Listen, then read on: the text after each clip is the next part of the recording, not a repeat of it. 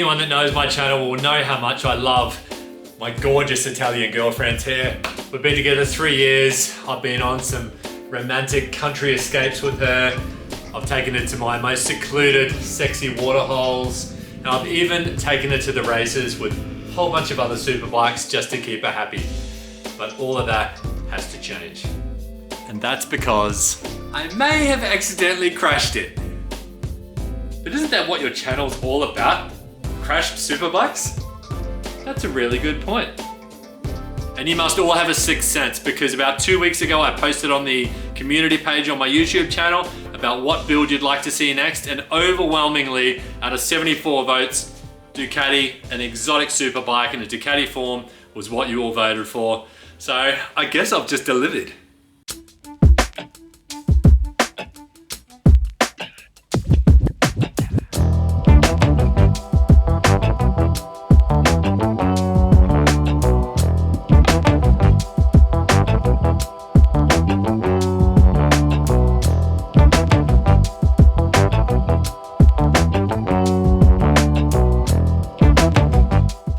We've been on the phone to our sponsors all morning, and everyone has jumped at the chance to get on board with this build, and we have got some amazing surprises in store.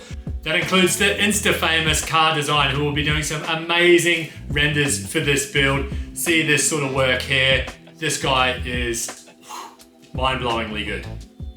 But it's gonna have a completely different theme to what you're used to seeing on YouTube. This build is gonna be all about performance, and for any math nerds out there, it's gonna be around about 70% performance and 50% style. So the first step for us is to actually get the bike running again. And for that, we've got to buy some parts. So just working our way front to back, we've got a whole bunch of damage with the fairing. But look, to be honest, we're probably gonna swap this fairing out for a race fairing anyway. A broken clip-on, it's a pretty clean brake, that's okay. So we've got a set of those ordered. We have got, the worst part is actually the generator cover has a really bad crack in it right here, and it's lost about 1 litre of oil. But luckily I got up in time, turned the engine off, and everything should be sweet with that. So hopefully no risk to the engine. We've already ordered a new engine cover coming from Ukraine. The exhaust was fine. It didn't get damaged at all, which is good because this will be for sale shortly. The left foot peg and gear shifter has completely sawn right off. So we've got a complete replacement rear set coming for the left-hand side, and we'll be able to set that up pretty quickly. Let's get into it and start stripping this baby down, hey? You can actually see in the oil inspection cover here, I'll try and focus, that there is no oil in that puppy at all. Oh, there's a little bit of ground, a bit of dirt in the bike.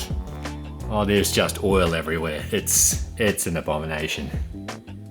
So I've actually found some more damage. The adjuster here on the lever is gone, so that's probably no good. The lever itself is a bag of, I'm gonna say crap, so that's no good. And we've actually grazed off a fair bit of the top of the master cylinder. It'll still work for getting those first few lap times, but we'll be replacing all these masters anyway with something a bit more high spec. So if you want to jump on board and support the build, hit the link in the top right, buy me a coffee, much appreciated.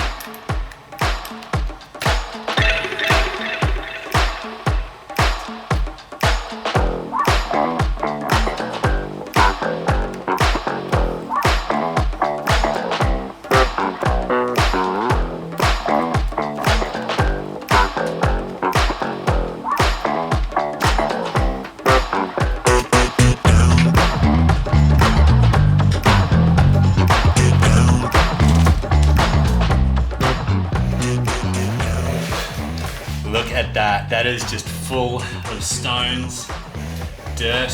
It is disgusting. But it's in one piece, so we can sell this. Look at that. Everything's just covered in oil. Man, it's just greasy as hell. All the oil's just come straight down out of this crack here. Like, look at that. There's oil on my finger there. It's just everywhere. Everything is coated. This whole bike needs a really good clean. Luckily, it doesn't look like it's got too much on the exhaust, or it burnt off pretty quickly. I'm quite lucky it didn't catch fire, to be honest. So yeah, fair bit of cleaning involved.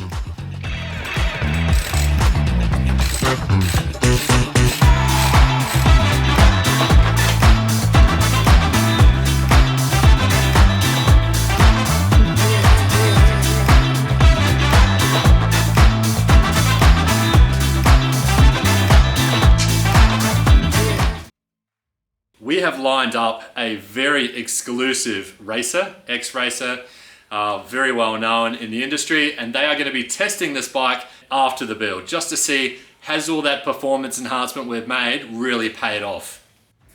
So structurally this bike is completely fine, but look how much extra weight there is in these, you know, road going parts that we just don't need. So, you know, taking off this whole back frame and putting a racing subframe on it, racing seat, racing front subframe as well with ear take inducts, getting rid of this heavy magnesium front stay here.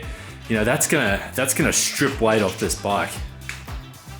We'll probably also have a play with the actual sprocket sizes we use. We might go up one on the rear and, sorry, down one on the rear and up one on the front. And what that does is that helps lower the actual pivot resistance, the pivot point of the bike. So it lowers the center of the flex and it allows you to get more drive out of the corners. Someone smart told me that. I didn't actually know that before then. This tire we've been using, a Super Corsa, is just covered in oil. So that's going. We've got a new set of slicks sitting over there on the shelf. So they're gonna go on the bike for the first track session.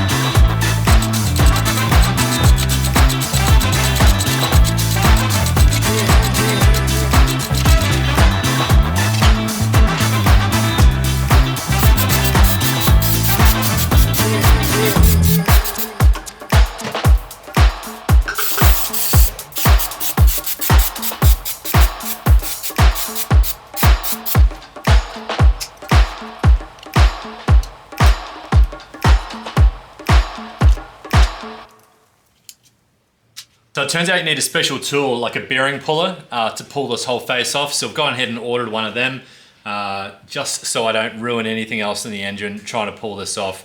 Better be safe than sorry. So that's it. Tune in, watch the build. It's going to be epic. It's going to be performance focused, and this is going to be a weapon when it's finished. Hey guys, we are back on our V4 race build today, and this bike needs some serious work. Today is all about losing some weight. But before that, we're going to talk about design. Now, I've got around about 13 designs. We had Car Design, K-A-R Design, just amazingly famous on Instagram. He's come up with the designs for this build. I'm super happy with what he's produced. So grab yourself a coffee. We're going to have a look at some of the designs now. I'll give you links to my social media where you can go and vote on those designs. You've got to have your votes in by the 20th of May. That's only 4 days from now. So get voting. I hope you like them. So we started with a brief. I basically emailed Car a list of images that I liked, like Ferraris, Porsches, a whole bunch of previous superbikes that have been built in the past. And he came up with a series of 13 designs, which I think are awesome. And these are a clear step up from what I actually thought was pretty good designs myself of the last V2 that we built. If you haven't seen it, this is the bike that I'm talking about. Anyway, let's have a look. So I'll start going through them from A all the way to M, and I'll just point out a few things that I really like the most, and you can go back and have a look. But B, I really like how it's got the split color in the wing, the red and the black in the wing, and then it's got those red accents throughout the bike. I don't know how I'd make the calipers red though. I mean, I've done that in the past, but it's not an easy job. Another one I really like is G, just the red on black with the white. I think it's cool, but I don't know if it stands out enough. F has got a lot of votes already on the socials, and maybe that's because of the hyper color of the wheels, I'm not sure. It's also got a vertical pattern in the sponsors stickers down the bottom of the fairing, so I think that looks pretty cool. And the rear tail section is a completely unique color, like a complete standout color. If I had to pick a favorite, I would pick either maybe C or M would be probably, either C or M would be my favorite, with B coming in a close third, maybe even tie for second. But again, it doesn't really matter what I think, guys. This is up to you. So make sure you get your votes in. So once again, let me know what you think. Drop a comment below, jump on one of my social channels and leave your thoughts on your most favorite design. We're gonna strip this front end down. We're gonna weigh everything we take off. We're gonna cost it up so we can see what it's worth to sell, so we can recoup those monies and use it to purchase performance parts for this beast.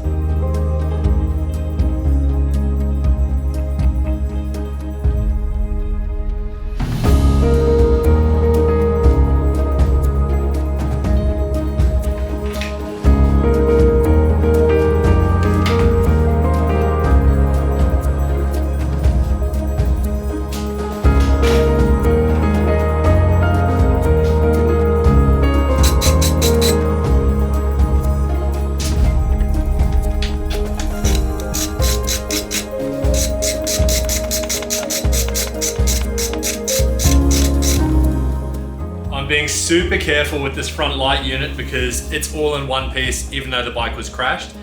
This piece here alone, have a guess what the cost is. We'll do a price check. The only one I could find on eBay was over $1,000. I think it's $1,100 Australian plus postage. So this is worth a lot of money. And $1,000 would pay for quite a few performance parts.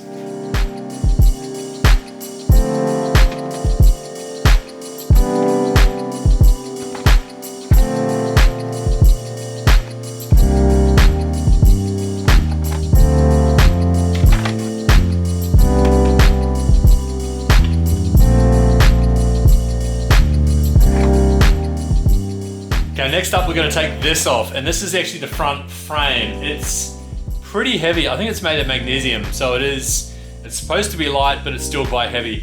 And the cheapest one of these I can find at the moment is $520 odd Australian, plus around about $200 or $300 in shipping. So those two things alone will probably pay for one of our wheels or half of our suspension kit. Like, it's insane how much these things will go for and recoup.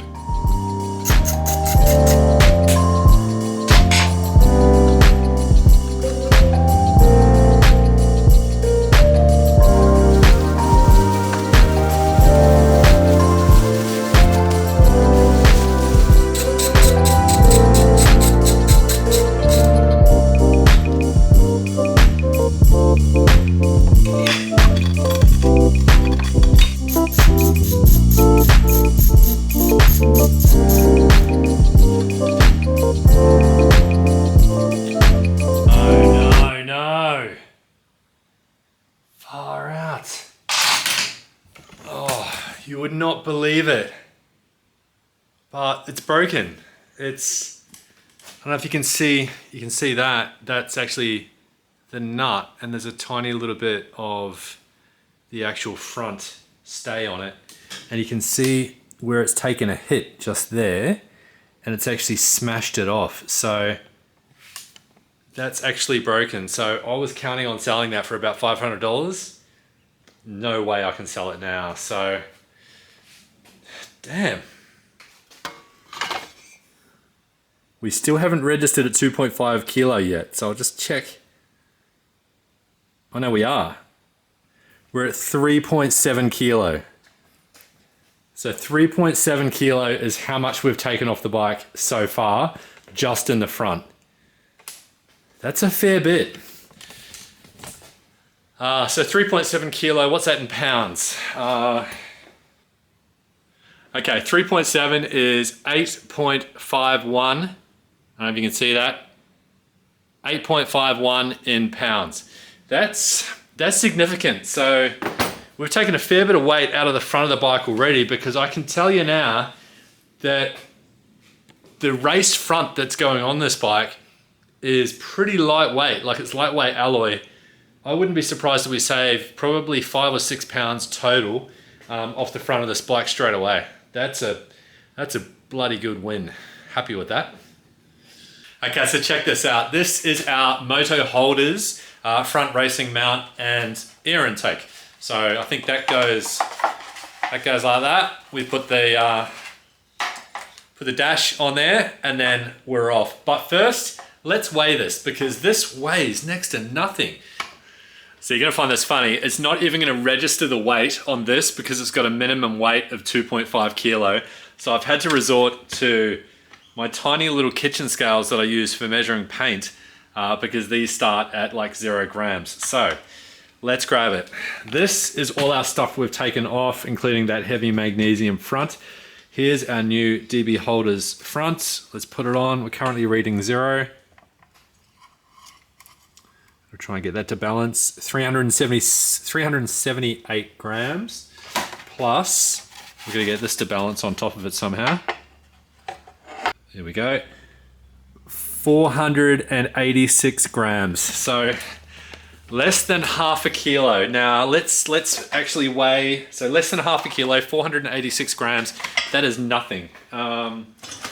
Let's now weigh the dash, just so we know what the dash weighs. The dash weighs 398 grams, so let's say 400 grams. Wow, we're super light, under a kilo. That's 2.2 pounds against 8.7 pounds. So that's a 5.5 pound saving just off the front of this bike. That is intense. So you can't tell me that won't make a difference when you're turning into corners going 150 k's an hour. That is massive, and that's just one saving off the front of the bike. Anyway, let's actually get it installed.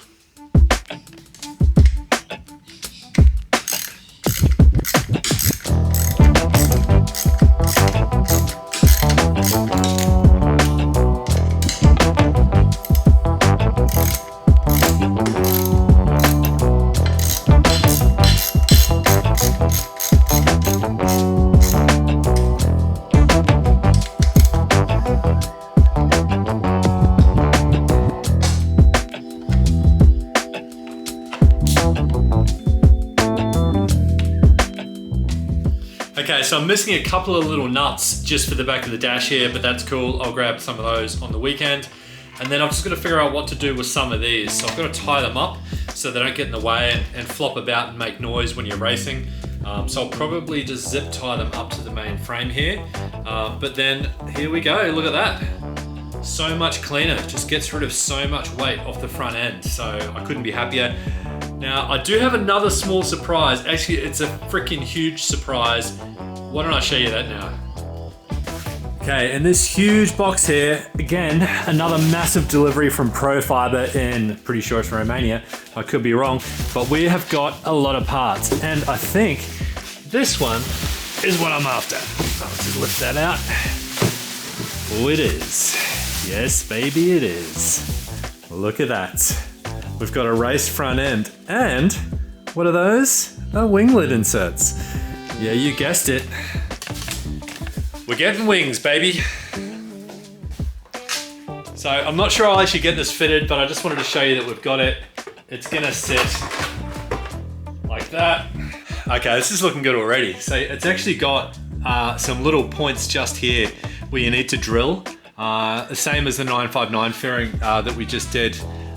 Same company, it's already got the points marked out where you need to drill your holes for various points. Now you can see that the front of that fits nice and neatly up into the actual air ducts that we've got. So we're going to do a couple little drill holes there, drill hole here for the screen, which we've also bought. We're going to drill 2 holes to mount the wings, which should be arriving any day now. And then a whole bunch of holes along the side here to mount the main side fairing. So we're gonna do a whole episode on mounting the fairing because it's not an easy job.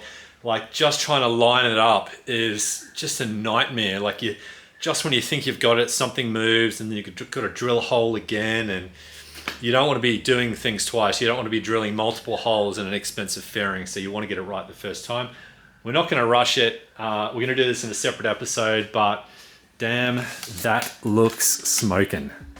Starting to look like a bike again.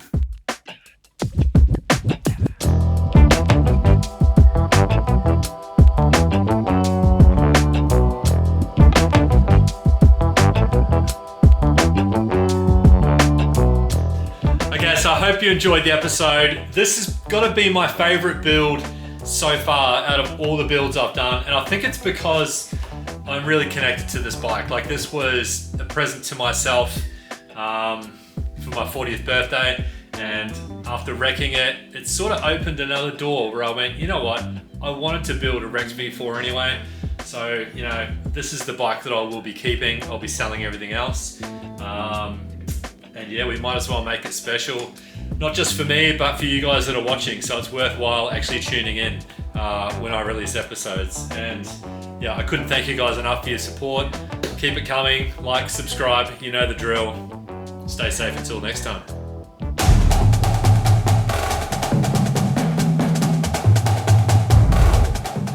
Okay, welcome back to the channel. I am seriously getting in over my head. So recap on the first few episodes. This is our 2018 V4 Panigale. It's had a crash. It's been completely wrecked, over $5,000 worth of OEM damage. So we decided, why not build a race bike? So wrecked to race bike. And today is all about more saving weight. So I am somewhat nervous, but let's get into it.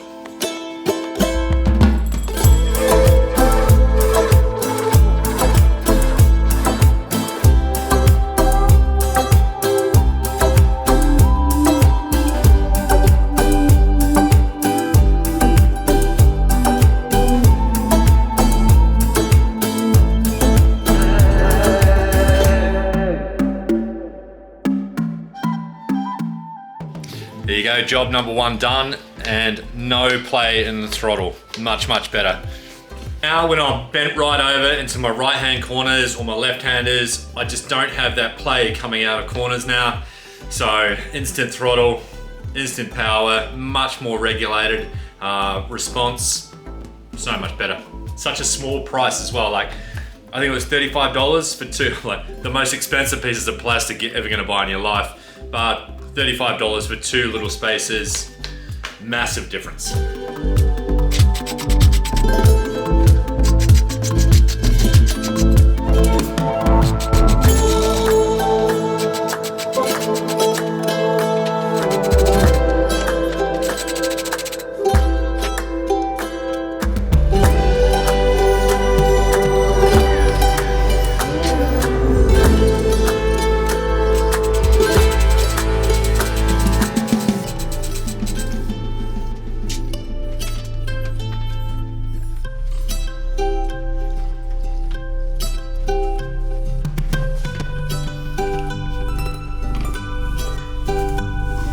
So in case you're wondering why everything is getting weighed as I'm pulling it off, that's because this whole rear end is being replaced with something better.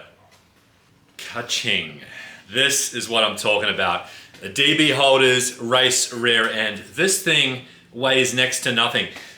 That's why we need to know old weight, new weight, how much weight do we save, get rid of this fat ass.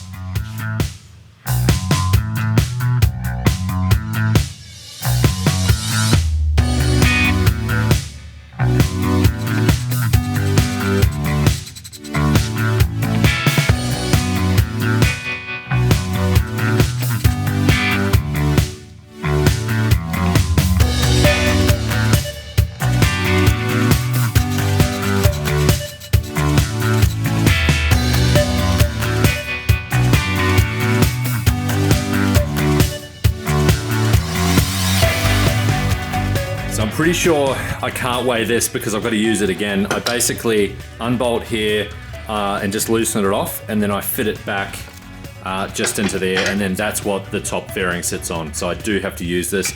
Otherwise, like, this is actually, it's not light. Let's weigh it and just see, because imagine if I could get a race part that was the same thing but in carbon or something.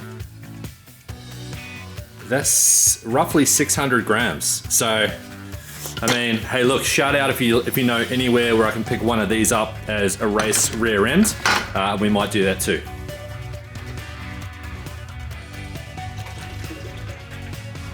So a little bit nerve-wracking, but it's all off. So now we've got complete free access to this rear frame. I can already tell that this is going to be way heavier than the race subframe we bought. And we can also access our AIS. Which is this here. So you can see on the top of the head for the rear cylinder, you've got an air feed coming out, goes through a little sensor there. and then it follows through. Once we take the airbox off, you can actually see the same one on the front cylinder as well. So what we're going to do is we're actually going to remove that and we're going to replace it with this. This is an AIS kit, an AIS delete kit.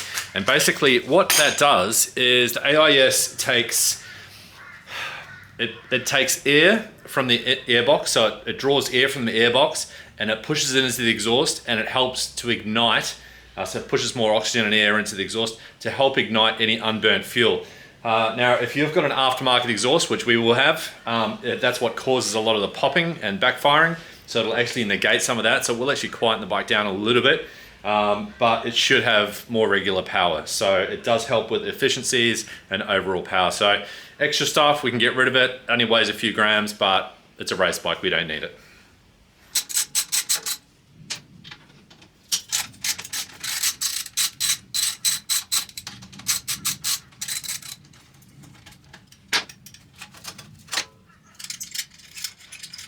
It is almost a shame to take this off because this was no doubt like the most shit hot sounding V4 ever with those arrow pipes on it. But they're off. We've got a new exhaust coming, a new race exhaust, a bit more like a MotoGP style or at least a WSBK style exhaust with a lot more compression, a lot more horsepower out of it. So it's got to go. I might as well take the headers off as well. Just so I can get to things easier because they're going to come off anyway. So hey, why not?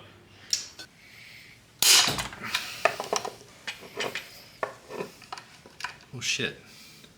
Shit. I've just broken the end of the tool off on the actual bolt. Crap. So I got one side off, and then this bolt here, this bottom one, I've broken 4 T40s on that bottom one already. So I've just gone and got an impact set to see if that makes a difference, and we'll try and get that last problem bolt off.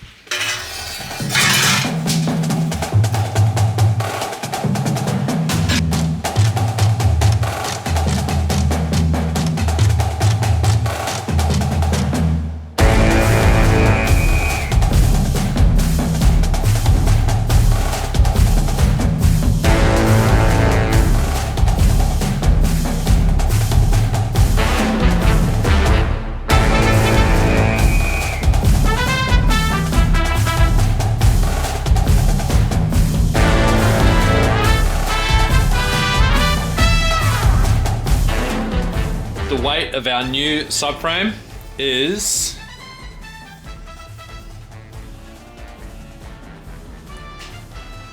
1.3 kilo. So 1.3 kilo. That's a... Okay, that's gonna be a pretty big weight saving. I'll put the calculations on screen just so you can see old versus new.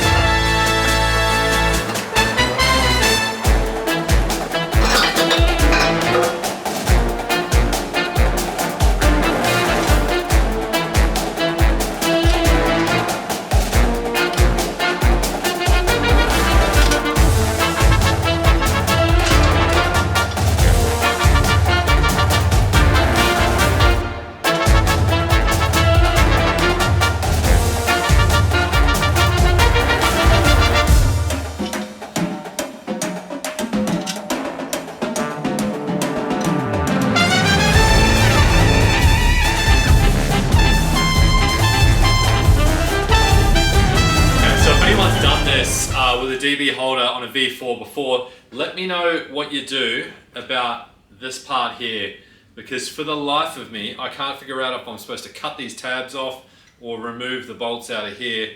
Either way, it doesn't want to fit without doing that, and I need that to happen so that I can actually put the seat on in the right position. All these tiny little things keep popping up with the Ducati. It's never super easy, but how good does this look? So much lighter, and we've saved heaps of weight.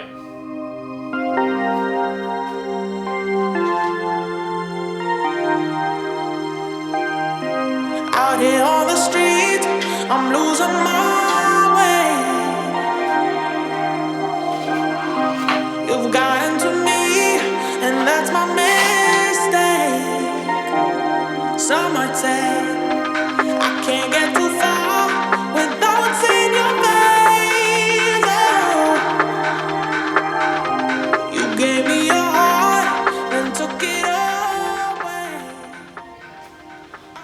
Okay, I've just put that on there nice and loosely, but I think it's starting to take shape. It just looks so much like with the exposed subframe, instead of having all of that like heaviness in the back of the bike, it's gonna look so much lighter just overall from a race bike perspective. So there is actually a cover that goes up here, so we will put that on as well. I honestly think I love bikes when they simplify the rear end. So when you get rid of all of that main frame that comes with the bike, like the stock frame, the heavy one, and replace it with a race subframe like this, it opens it up. It actually looks a lot more racy. It looks lightweight, minimalistic rear tail on it as well. This just looks fantastic if you ask me. I think this is really what's going to set the bike apart from being the standard V4 that's just been, you know, rebuilt to look pretty. This is an actual race bike. You know, it's starting to come together.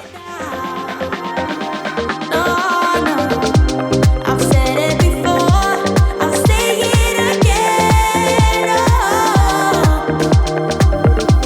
I thought you were sure, now you're losing. I'm going underground. So for something a bit more exciting, we're going to give you guys an update on where we're at with the scoring for the potential designs. So we gave you 13 designs, and overwhelmingly 4 of them are quite high up. 3 of them are well into the thousands in terms of votes. So I'm going to give it another few days rather than pick a winner straight away. I'll just show you our current leaders is A, F, and M. So one of them is actually also my personal favorite, so I was pretty stoked for that to be in there. But keep the votes coming. Jump on my socials, oneL Moto Design, both on Facebook and Instagram, and find the relevant posts and put your like against it. Constitutes a vote. Keep it coming. So thanks for watching as usual. Like and subscribe, you know the drill. And then in the next episode, we're going to try and get to doing the engine deletes, or if some other bling arrives in time, maybe it'll be wheels or suspension. I just don't know. Stay tuned. Hey, what's up guys? Welcome back to the V4 build. It feels like it's been weeks since I've seen you. But as you can tell, the V4 build is still coming along nicely, and the 959 is almost done, and this is how it looks now. It's currently getting the dyno, then it's off to get decals later in the week, and then we'll be presenting the final video on that. But in the meantime, it's about 10 degrees outside, it's 8 PM at night, my wife's at the Michael Bublé concert, so let's get into it. And you might also be wondering which design won the contest. It was design M. I can't wait to build this. It looks smoking hot. So I have got something incredibly special to show you, courtesy of one of our sponsors, Suspensions R Us. And I might just maneuver my lights around a little bit, and then bada bing, bada boom. Look at that. This is a full setup for the V4, and I've got to be honest, look, I said at the start of this build, we're gonna try and make it sort of ASBK or even WSBK spec in terms of some of the parts if we could. Before we get into that, we've also got our Racebox Mini. So our Racebox Mini needs to get fitted to the back of the V4. So we're gonna start mocking that up now. I've already made a template for it out of fiberglass. We're gonna put the rear cowl on the bike, just here. And then, I need a longer arm. We're gonna put the rear cowl on the bike. We're gonna probably cut a hole in it, practice fit it, and then shape it and mold it to fit. And then that'll be one of the performance features of this bike, because it's no point going fast if you don't know how fast you are going, or what your fast points on track are. Anyway, Racebox Mini helps with all that, so let's get that into it. So this part's pretty easy. I just got some masking tape and masked up all 4 edges just to make sure I got a nice clean line when I actually go to cut it. And I just used my little Dremel drill with a tiny little grinding disc on it just to get a nice smooth edge.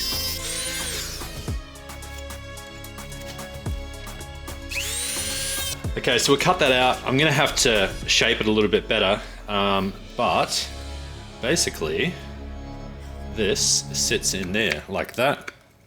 So I'll still have to, I didn't want it coming all the way up. I wanted this protruding a little bit out of the top so you can get some purchase on it when you want to grab it. I'll have to clean up these edges a little bit. So let's start mounting it into the rear. Pretty cool, huh?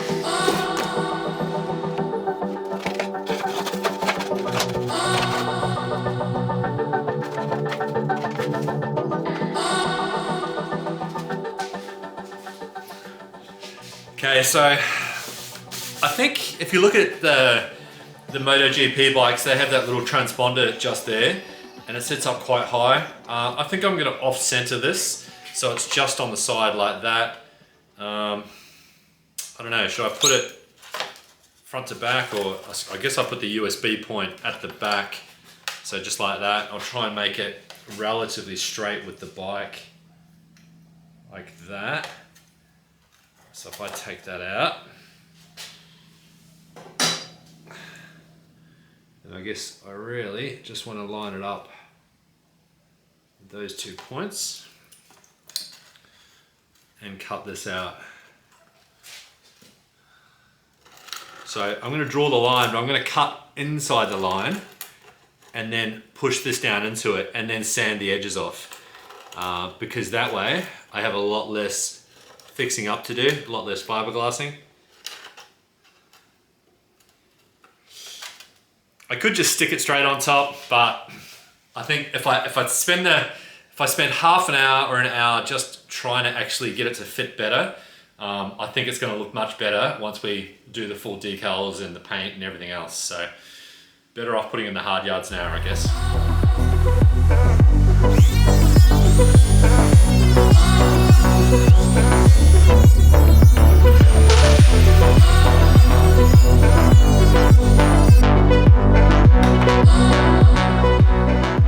What I'm going to do is I'm going to sand down these edges a little bit. Fiberglass the back of it in place, so just mix up some fiberglass, cut some real small strands, fiberglass that in place, and then finish it off with car filler. So just so it's got some nice smooth edges and it doesn't look like a complete yobbo has actually made it. So I want nice, clean, straight edges across each of the sides, so it looks professional. So anyway, on to the big news. I said at the start of this build, we're chasing 3 things. We're chasing power, we're chasing handling, and we're chasing stopping power. So power comes from horsepower of the bike. That's simple, that's give the bike a tune. We'll do some other stuff with the rear sprocket as well, just to show you how we're gonna get more power out of the bike. Handling is gonna come down to a couple of things. It's gonna come down to losing a lot of weight off the bike and what suspension we put into the bike. So that's where we're gonna go with this conversation. And then stopping power. So that's going to be a whole episode just on brakes, and we're talking rear thumb brake, enhancing the front brakes quite a lot as well, just to really improve that stopping power. So if you want to get your hands on some of this gear, jump on suspensionsrus.com.au. Make sure you use my discount code, and that'll give you a nice healthy little discount off the total, and it can only improve your bike, so get after it. Wow. This is, I shouldn't say wow, I opened the box earlier, but you know, look at this. This is just beautiful. This is absolutely fantastic. And it's got this little nozzle here, which we're gonna show you what that is. And it's gonna take me a while to figure this out because this is like way more advanced than anything I'm gonna need on track. To give you an idea, there's 4 groups on track days. The top group is the yellow group. I ride in the group below that, so I'm not even that fast, but I'm okay, I can hold my own.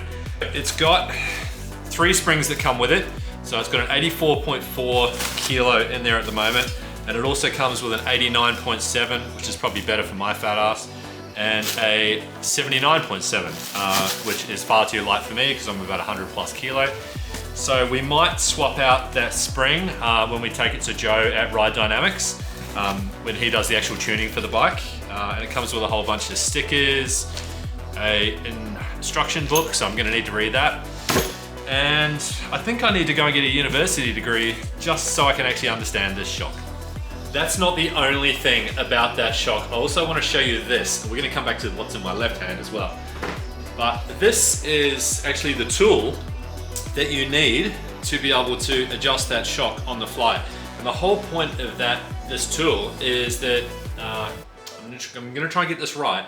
The whole point of this tool is that you can adjust your bike in between practice sessions or in between qualifying really, really quickly without having to get any tools out and make any manual adjustments. So I don't think there's many people, and maybe correct me if I'm wrong, drop a comment if I'm way offline here, but I don't think there's many people in Australia that have one of these.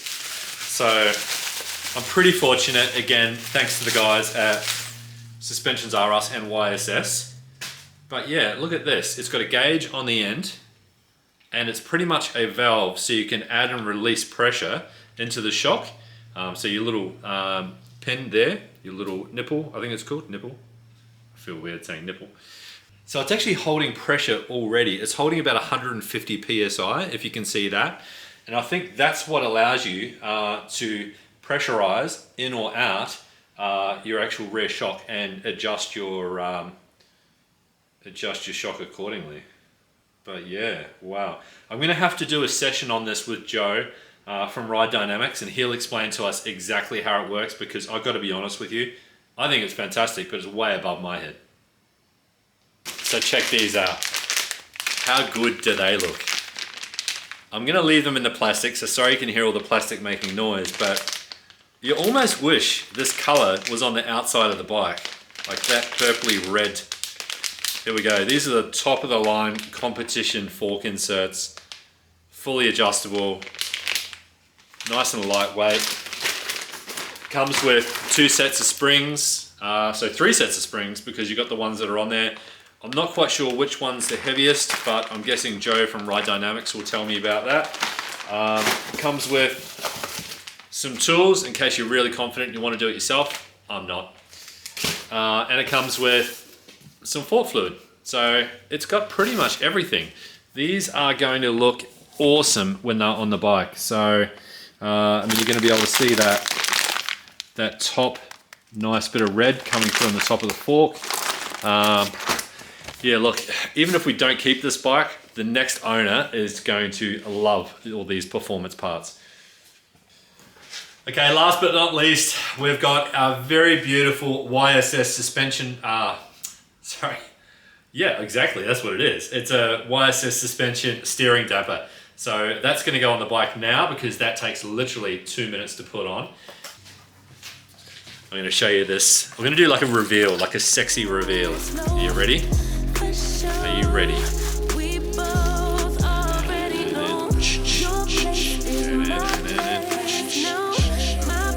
That is hot. Hotness with a capital H.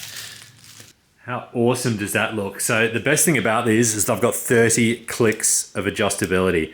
So in and out, and you can actually probably do it sort of just as you're stopped in between sessions. Just super, super quick adjustability, harder and softer, clockwise, anti-clockwise, super simple.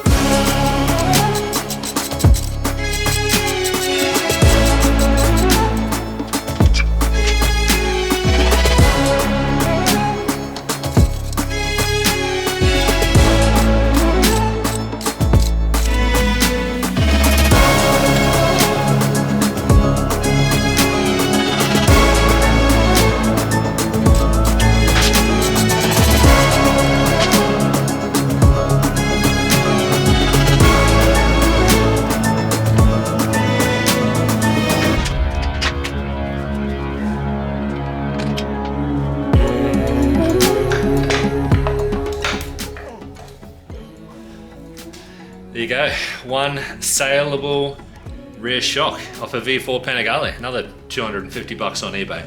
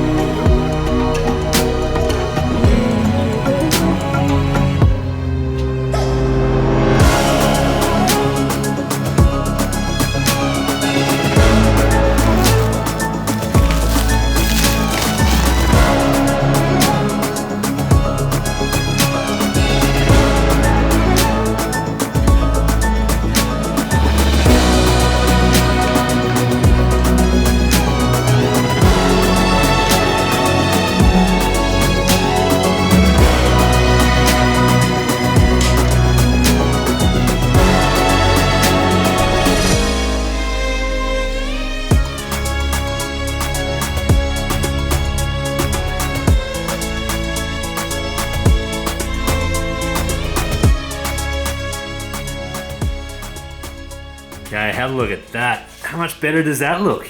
And it actually, like, even the nice new black and red goes with the DB Holders logo as well, which is also black and red. Much cleaner. Yeah. Look, super happy with that. I've just torqued them down to 25 Newton meters, but I just need to check the actual specs because it might need to go up to 32. I'm not sure, but I'm going to check that now and just be 100% sure. So yeah, so we've got 2 YSS pieces on already in pretty quick succession. I've got to be honest, that took me less than an hour.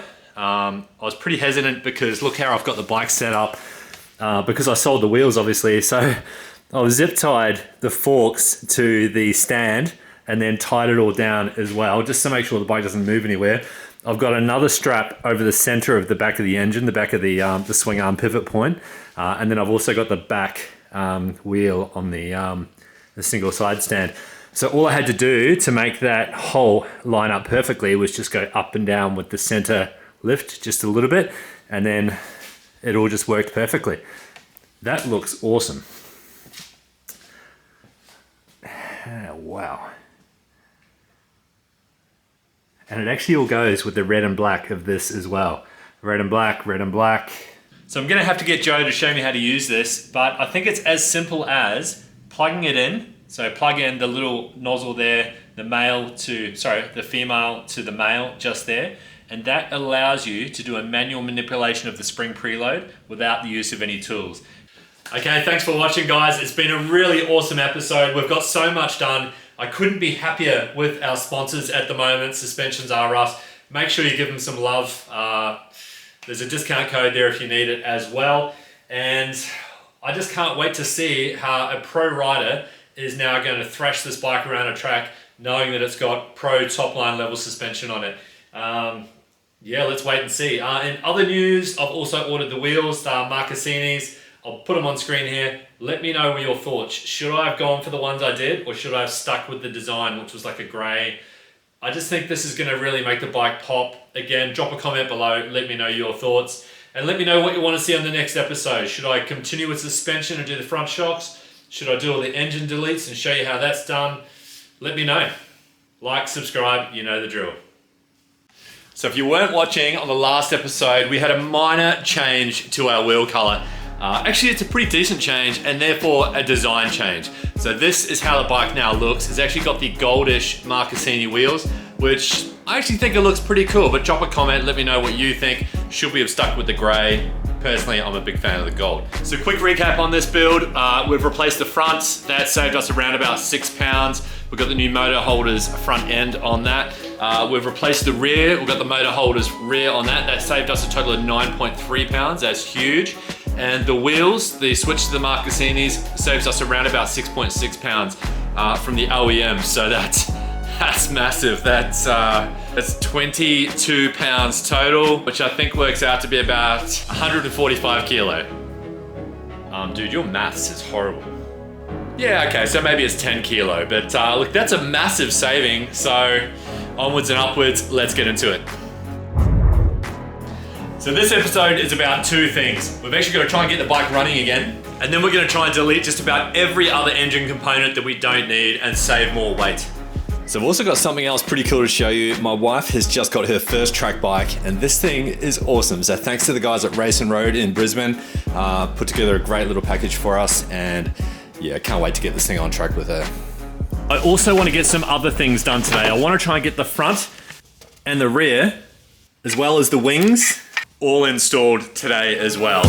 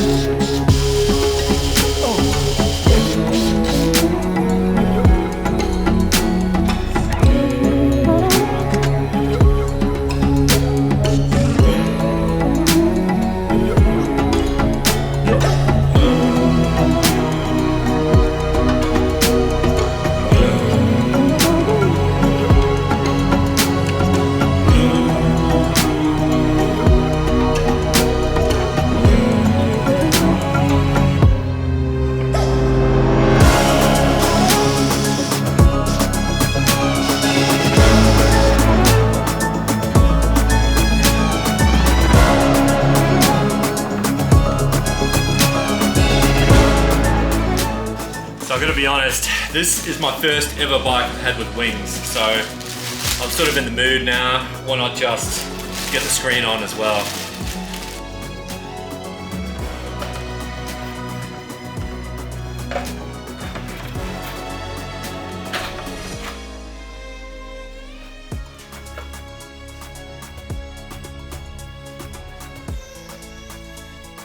That looks good, man. That looks good.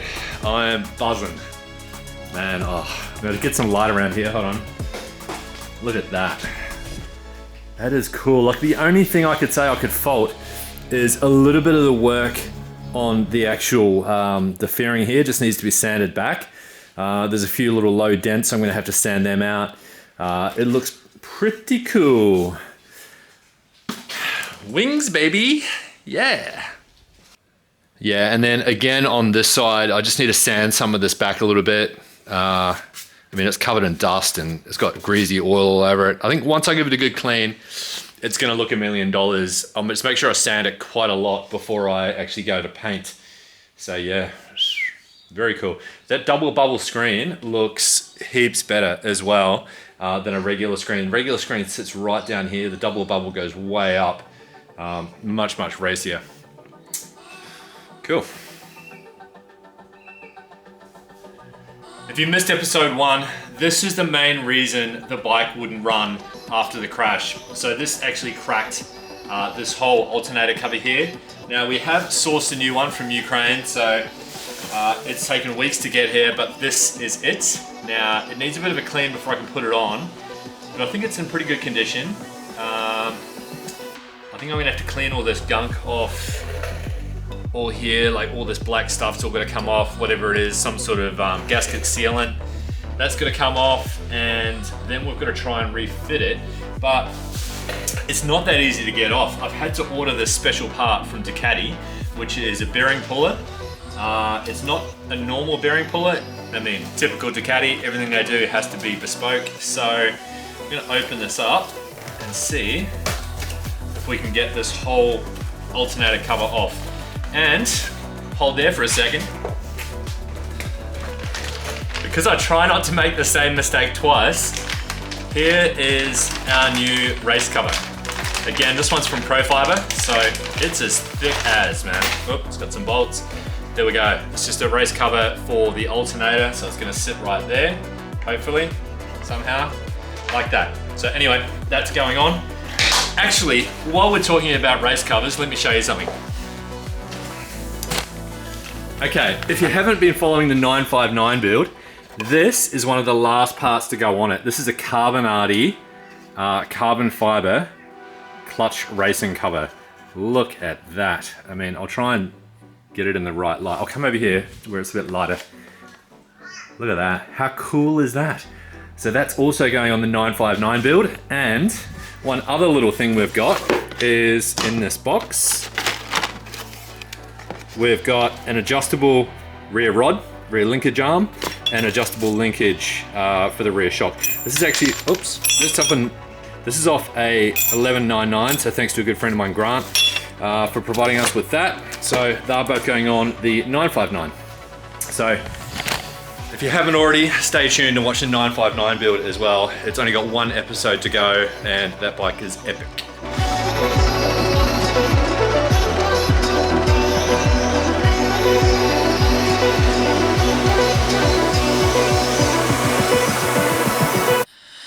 Should work. I should just be able to go in and it'll just crack it off.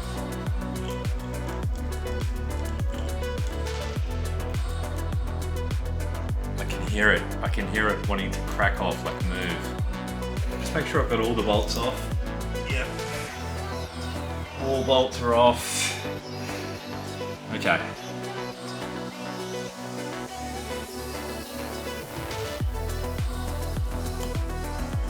Okay, just popped, and it's off. Okay, now that's off, I've just got to figure out how to do this properly. I might just make sure the battery is fully unplugged before I go touching anything electrical. Looking like I've just got 3 star key nuts to remove, and then fingers crossed, that should be it. So I don't know how I'm going to do this if these are tight, but That's all right.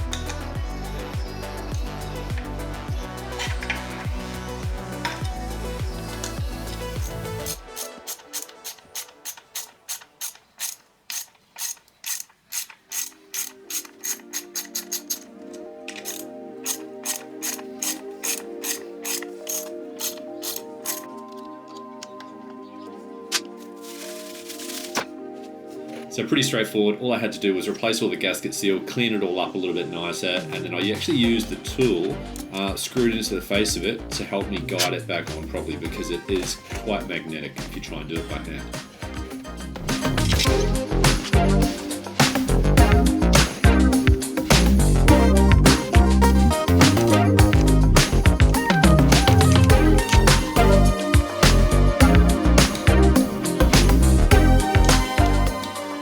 Okay, so that is actually the job that I've been stressing about the most, and it's pretty good to have it done, to be honest. Okay, so next up, I'm gonna start doing some deletes. I've actually got this really cool little package from Smart Moto. They've given me 2 in one package here. One is for the AIS deletes, the other is for the EVAP delete. EVAP on a V4 should be pretty straightforward. I should just be able to quite literally pull it off, plug in a little plug they give you for the purge valve, I think it is, and then put these little ends into the pipes. And EVAP, for anyone who doesn't know, basically it helps you burn your vapors. So it takes the vapors out of the top of the tank, brings it back down, mixes it with fresh air, I think, and puts it back into the intake in the engine.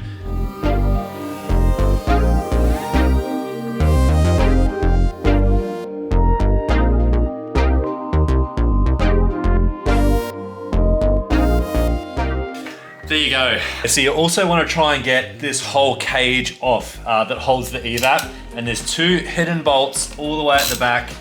Just got to get them out, and then it should, you just got to unclip all of the little electrical connectors, and then it should be a case of just falling off. One more piece, maybe another 50 grams, 100 grams. So what's that, 10.1 plus 100 grams, let's just call it 11 kilo.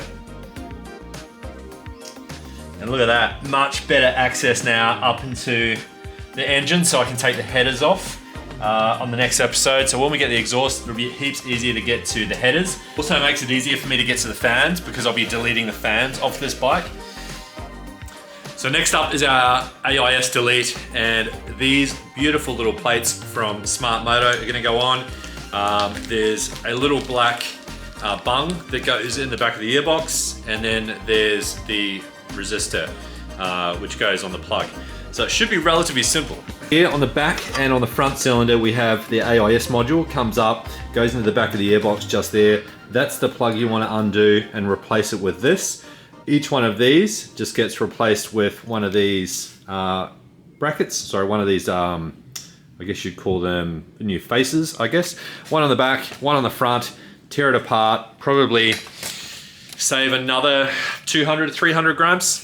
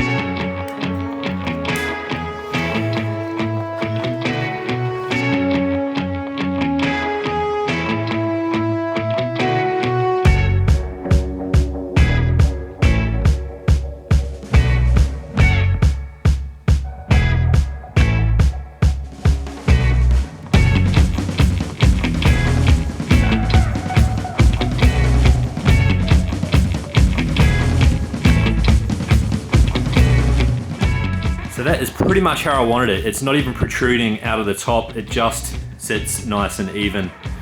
So yeah, really impressed with that.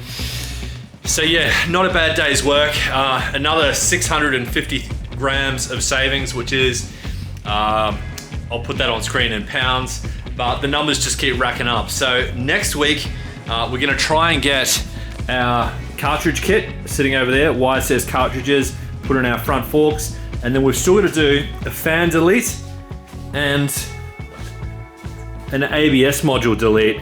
But yell out, drop a comment if anyone knows where I can get an actual ABS module delete that includes the ECU part of it. So easy enough to replace the brake lines, but I want one that actually gives me the plugs to stop any errors showing up on the dash. But that's it for today. Hope you liked. Subscribe, hit the notification bell if you want to know more about my channel. Thank you. Until next time.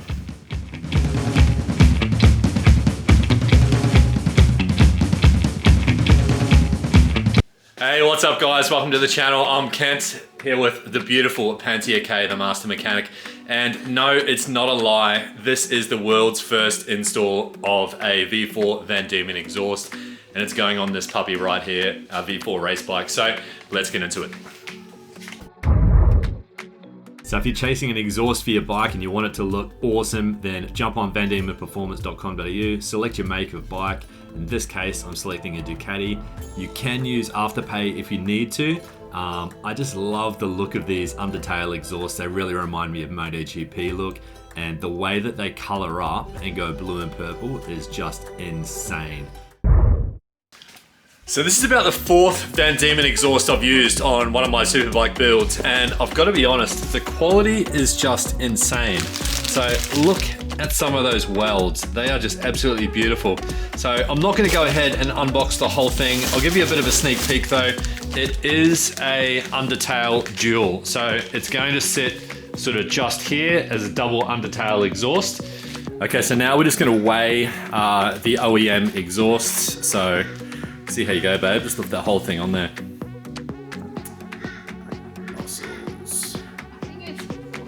You think 4 kilo? I think like 6.5 kilo. Okay, so we got a faulty scales, but I did just put new batteries in them. Here we go. 8.1, that's more like it. 8.1 kilo. What's 8.1 times 2.2? Calculator, miss. Calculator. There's calculator right there. Calculator. So we'll be 8.1 times 2.2. I think that's, what is that, 16.2. That's roughly 19. I think it's about 19 pounds. 17.82 pounds. Okay, that's not bad. So now let's take that off. So 17.82, let's remember that. And let's just put that over to the side here, or on the ground if you like, whatever. And now we're gonna weigh all the new parts of the exhaust. So all of this titanium here. We're gonna see if we can put this all onto the scales at the same time. I very much doubt it. We might have to weigh each piece individually. Yeah, just start chucking it all on there, see if you can get it to stabilize. We still need to be able to read that there.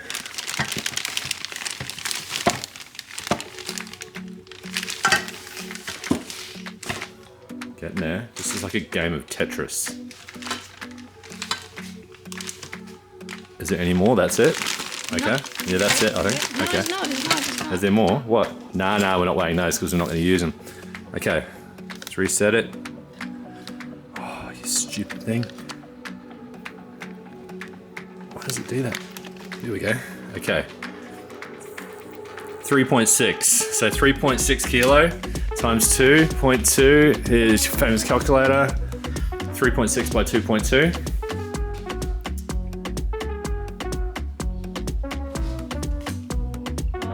2.2. Okay, minus 17.9. I think that's what it was. 9.98. So so let's just call it 10.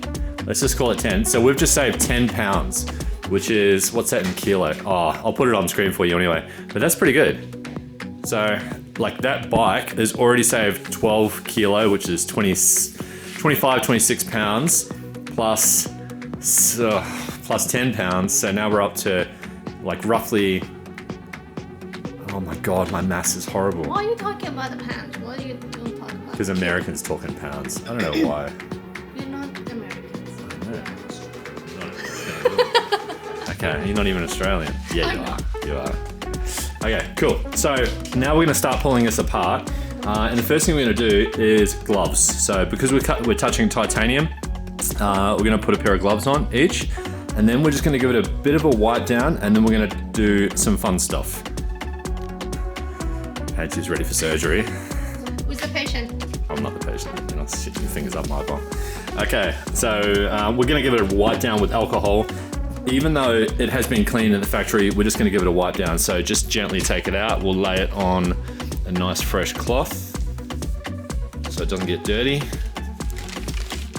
And then let's just take it out and give it a bit of a spray down with the alcohol, and then use your other fresh cloth just to wipe it down.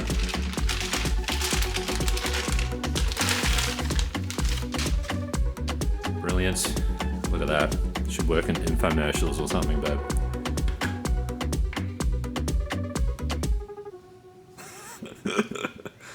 Yep. Nah, spray this. That's it. Just give it a bit of a spray, bit of a pump. There you go. That's it. And give it a quick wipe down. We're just trying to aim to get any grease off it. You can use furniture cleaner as well, or what's the other one? Acetone. You can use acetone as well. Bleach. Not bleach, but that's it. So that's as far as we want to take each piece. And now what we're going to do is we're going to actually try and put some color into it. So we're going to use our propane tanks here, and we're going to light it up, and we're going to actually burn this, just preheat it, which causes like an oxide layer on top. This is Japanese T1 titanium, so it's like one of the best titaniums you can get. And we're going to see if we can put some color into this yet. So we're not going to worry about those other pieces. We're just going to do one piece at a time.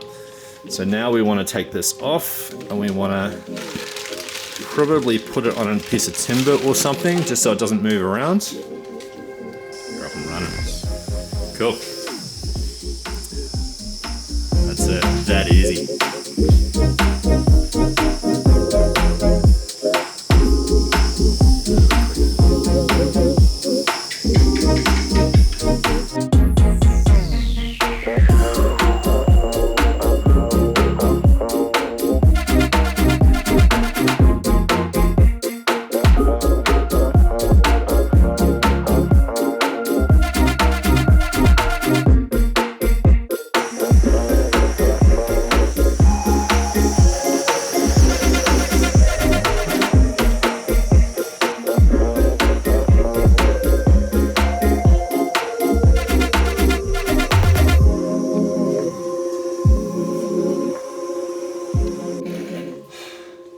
Okay, so we've pre-colored some of it. I'm not going to pre-color it all because I just want to see how it's going to go with the dyno, and then I can always take it back off and color the little spots that haven't actually got any color to them, because it's pretty easy to do that.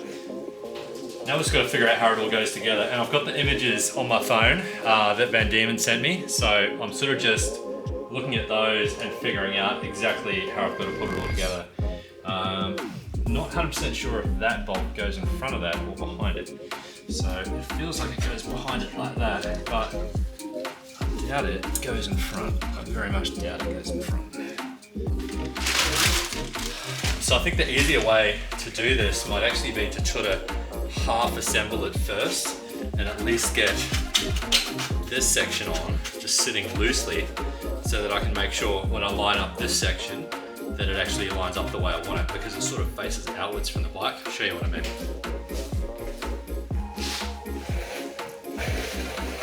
These ones here are on a slight angle. Now, I suppose I can always just readjust this one in order to get the angle of these two correct. But it feels like it needs to be more like that. Now you can see that I've got a gap just there, so I'm not quite sure how to go about that. I guess I just need to keep playing with adjusting it, and it will fix itself. So it's actually touching just there, like it's super, super close. You can't go any closer anyway because the pipe here is quite literally just touching there. I really actually like the idea of keeping these pipes exposed, but I will show you something really cool. My fingers are covered in crap, so I might just take these off for a sec. But something very cool that comes with the bike is some extra carbon. To adjust my hat. So look at that. And it's a gloss weave as well, which is exactly what I've got for the rest of the bike. So,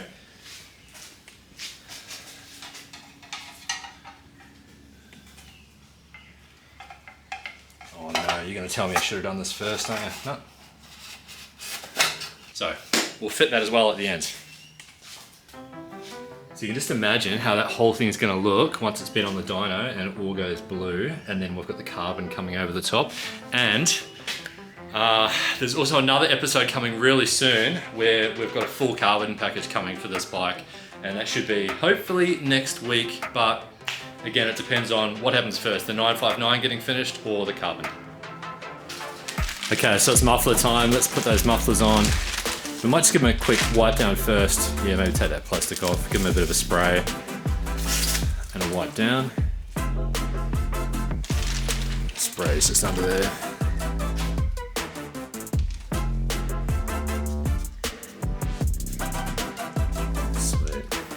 Probably give us another spray down anyway, like before we actually start it, we'll just give everything a spray because I've already got one fingerprint on it. So I've been trying these new black mechanics gloves, and even though they're huge on you, they really work.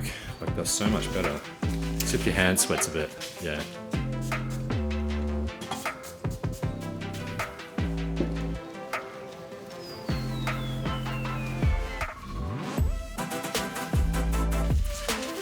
Sweet as, let's slide it on.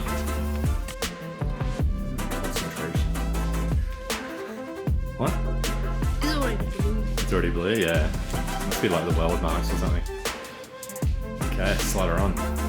Yep, going to it out that way. Damn, that looks cool. I am so tempted just to leave that header pipe uncovered.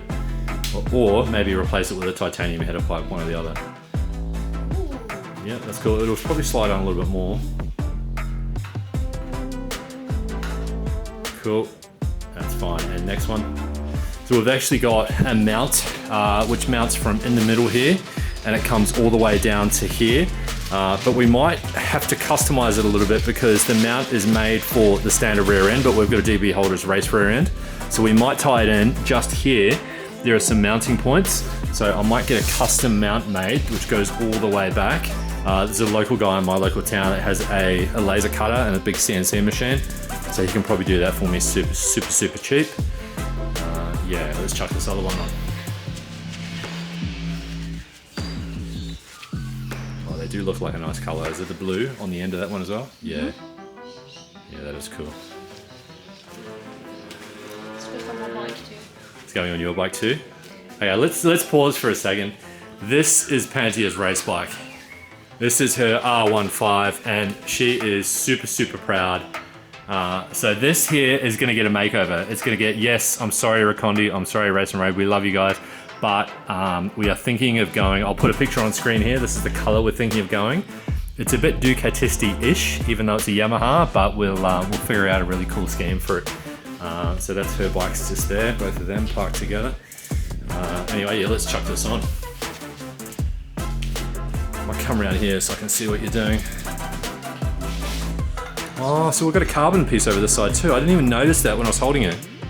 So it's got a fair bit of carbon on it. Like this bike is gonna have a lot of carbon. I don't know if you can hear that, there's a motocross bike going past in the background.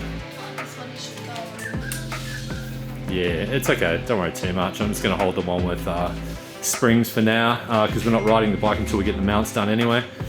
So we're just gonna put some springs on it and then let's try and start it, shall we? So we haven't started this bike since I crashed it, so we might, fingers crossed, hope it actually all works and doesn't blow up and kill us all. So let's try that. Okay, so in the end, I did decide to put the carbon on the wrap, and I've got to be honest, I am glad I did. Look at that. That is bonkers. Absolutely gorgeous.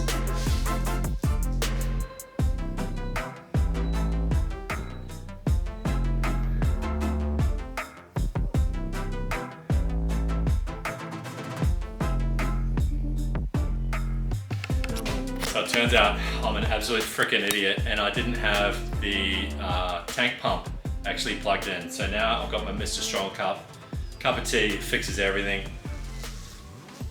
And I think I've got it sorted. So let's give it a burl. Fingers crossed. That's better, hear that?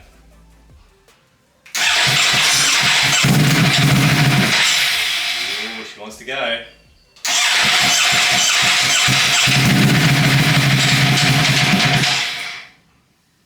It's been a while.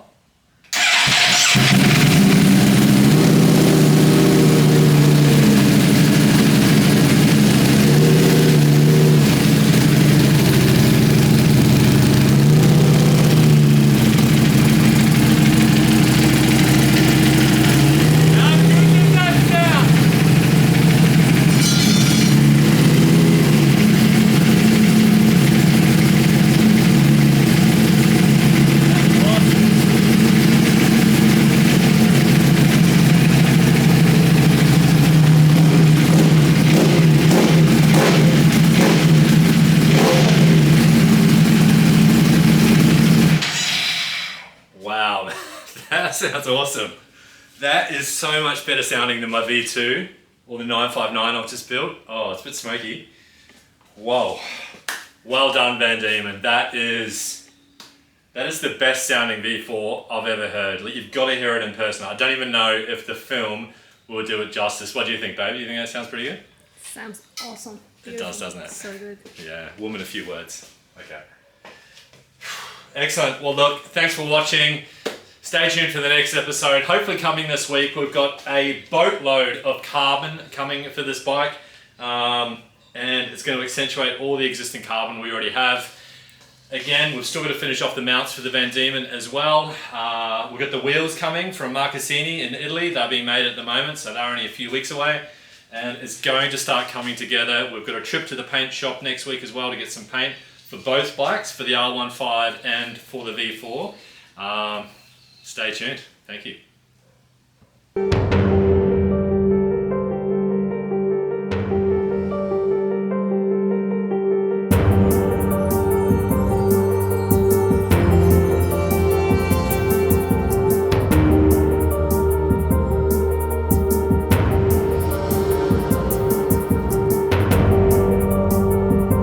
We're back on the V4 race build again today. I've got the beautiful Pant here with me and we've got an awesome surprise for you today. Okay, so one of the surprises I've got in store is we're actually going to repair this.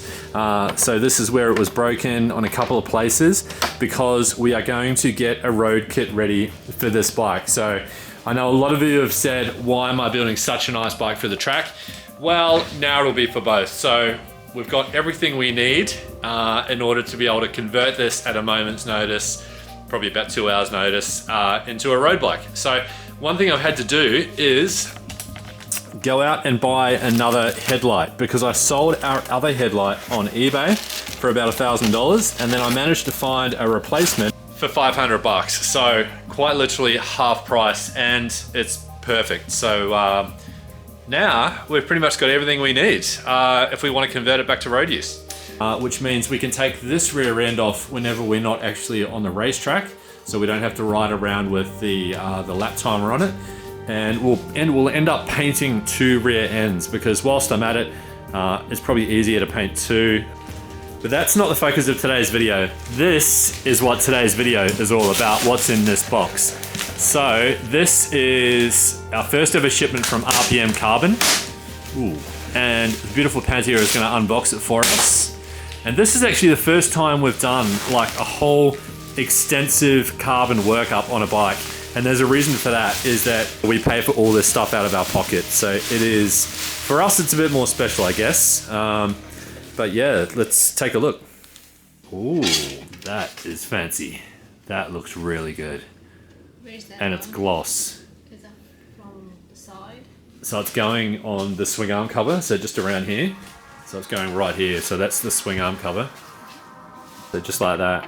And then somehow it attaches probably in behind like that.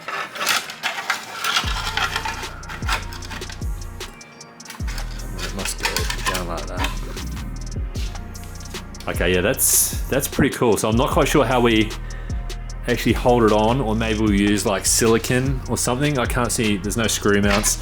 So I think you can either use double-sided tape or silicone to hold that on, but that looks really nice. It's almost more shiny than that. That's almost like a satin, and that's like a high gloss.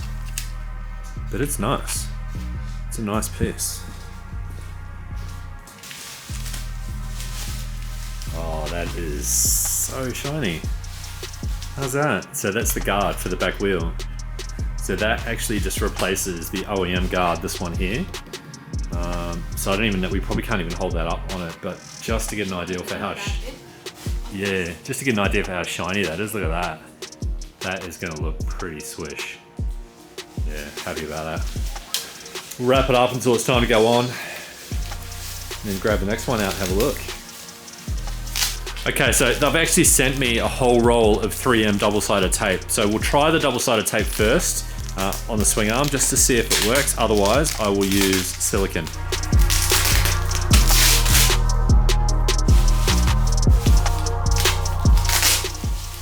Here we go. This is the masterpiece here. That is awesome. So it's the front guard. So let's have a look at how that's going to look on the front of the bike.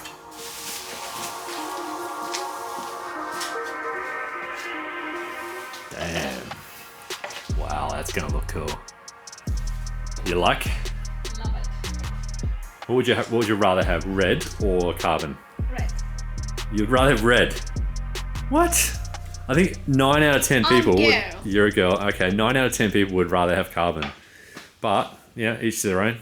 Ducatis are meant to be red, I guess.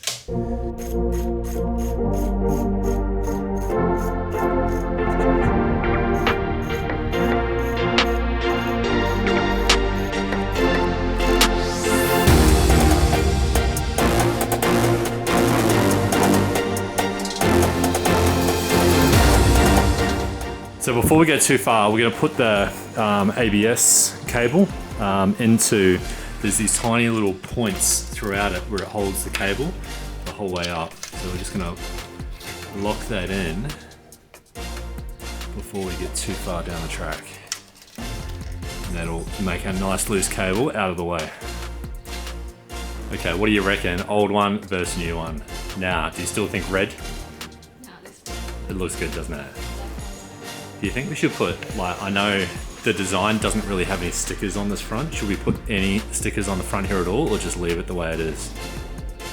Like, we could put like a oneL Moto sticker in the middle or something, or maybe like a little Ducati logo.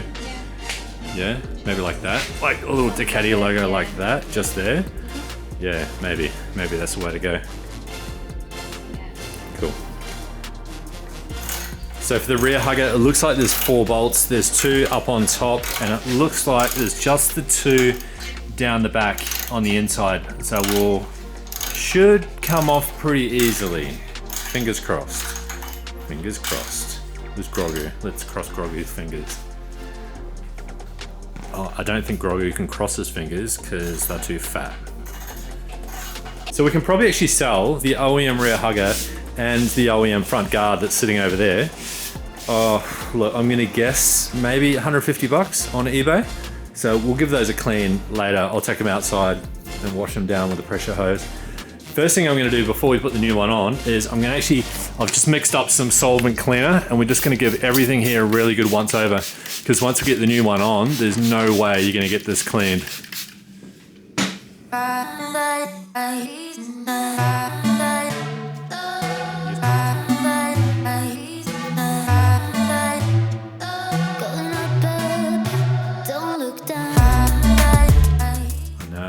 It's not easy to. I know, that's like, and this is like 20 bucks. That's such a rip-off. There's got to be a way in which you can get more Loctite, cheaper, because these run out so quickly. You gotta shake them and shake them. Just there you go, one drop.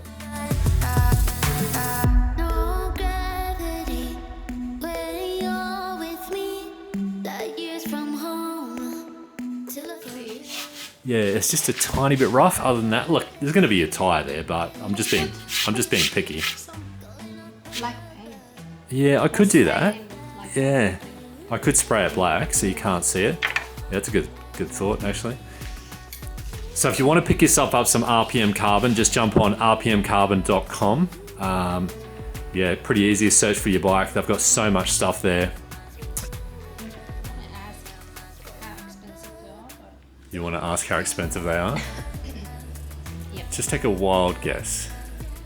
Are they coming in red or not? No, but you can get red carbon. Yeah, you can get carbon that's got red accents in it. So you can buy BST carbon wheels and they actually look like a deep cherry red carbon. Is any company has got red carbon for my bike? Oh, you want red carbon for your bike? Good question. That's a good question. Does any company do red carbon for an R15 Yamaha?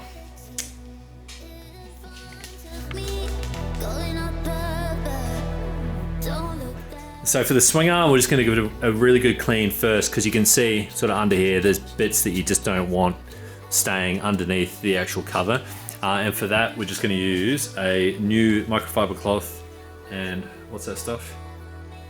Alcohol, isopropyl alcohol. So super simple, a few quick sprays, and then just give it a good wipe down. This is just going to get rid of any grease that's on there. Okay, so for the side cover, for the swing arm cover, we're actually going to use our two-sided tape. Nothing's three-sided. And what a dumbass. And we're just going to cut some strips. There's a fair bit of it. Actually, how much is there? There's, what do you reckon? There's about a meter? Yeah.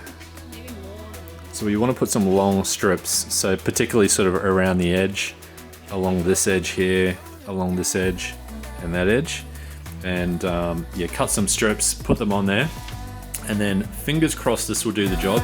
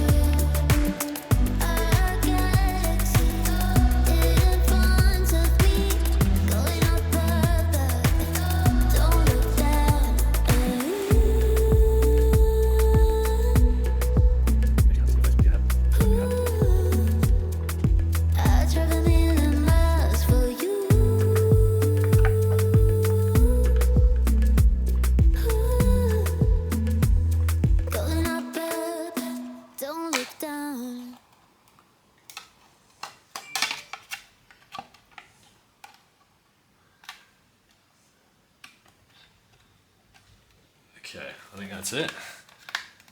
And then just gotta push in. Should just hold. Yeah, it's gonna come down. That's it. That actually seems to be holding all right. Like, it's certainly not loose. I feel like maybe I should clamp it on, just with a soft clamp or something. That is pretty cool.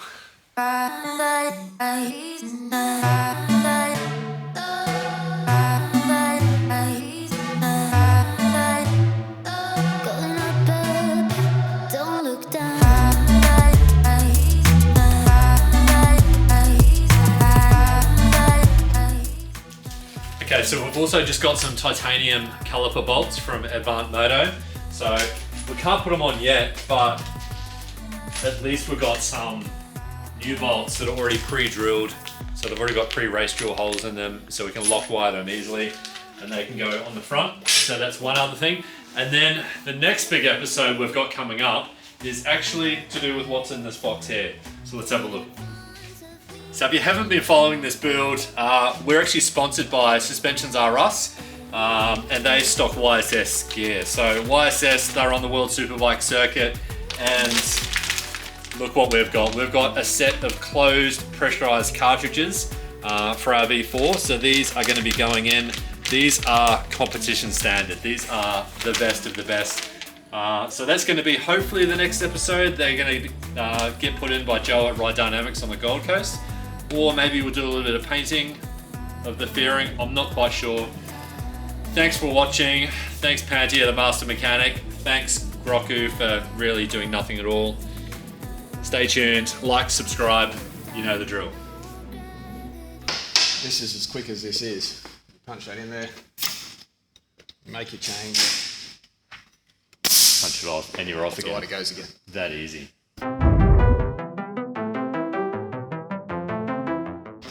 Okay, welcome back to the channel. We are at Ride Dynamics on the Gold Coast again, and this time we've got the V4 with us. Okay, so Joe, first question I've got is on the 959 build, we put a set of these, but these were open. So they were like a 30mm YSS open cartridge kit. And that, I thought that was pretty good, but these are closed. So what's the difference between open and closed? Is there a massive difference? Sure, yeah, there's a big difference in dampening stability and performance. So an open cartridge kit is great.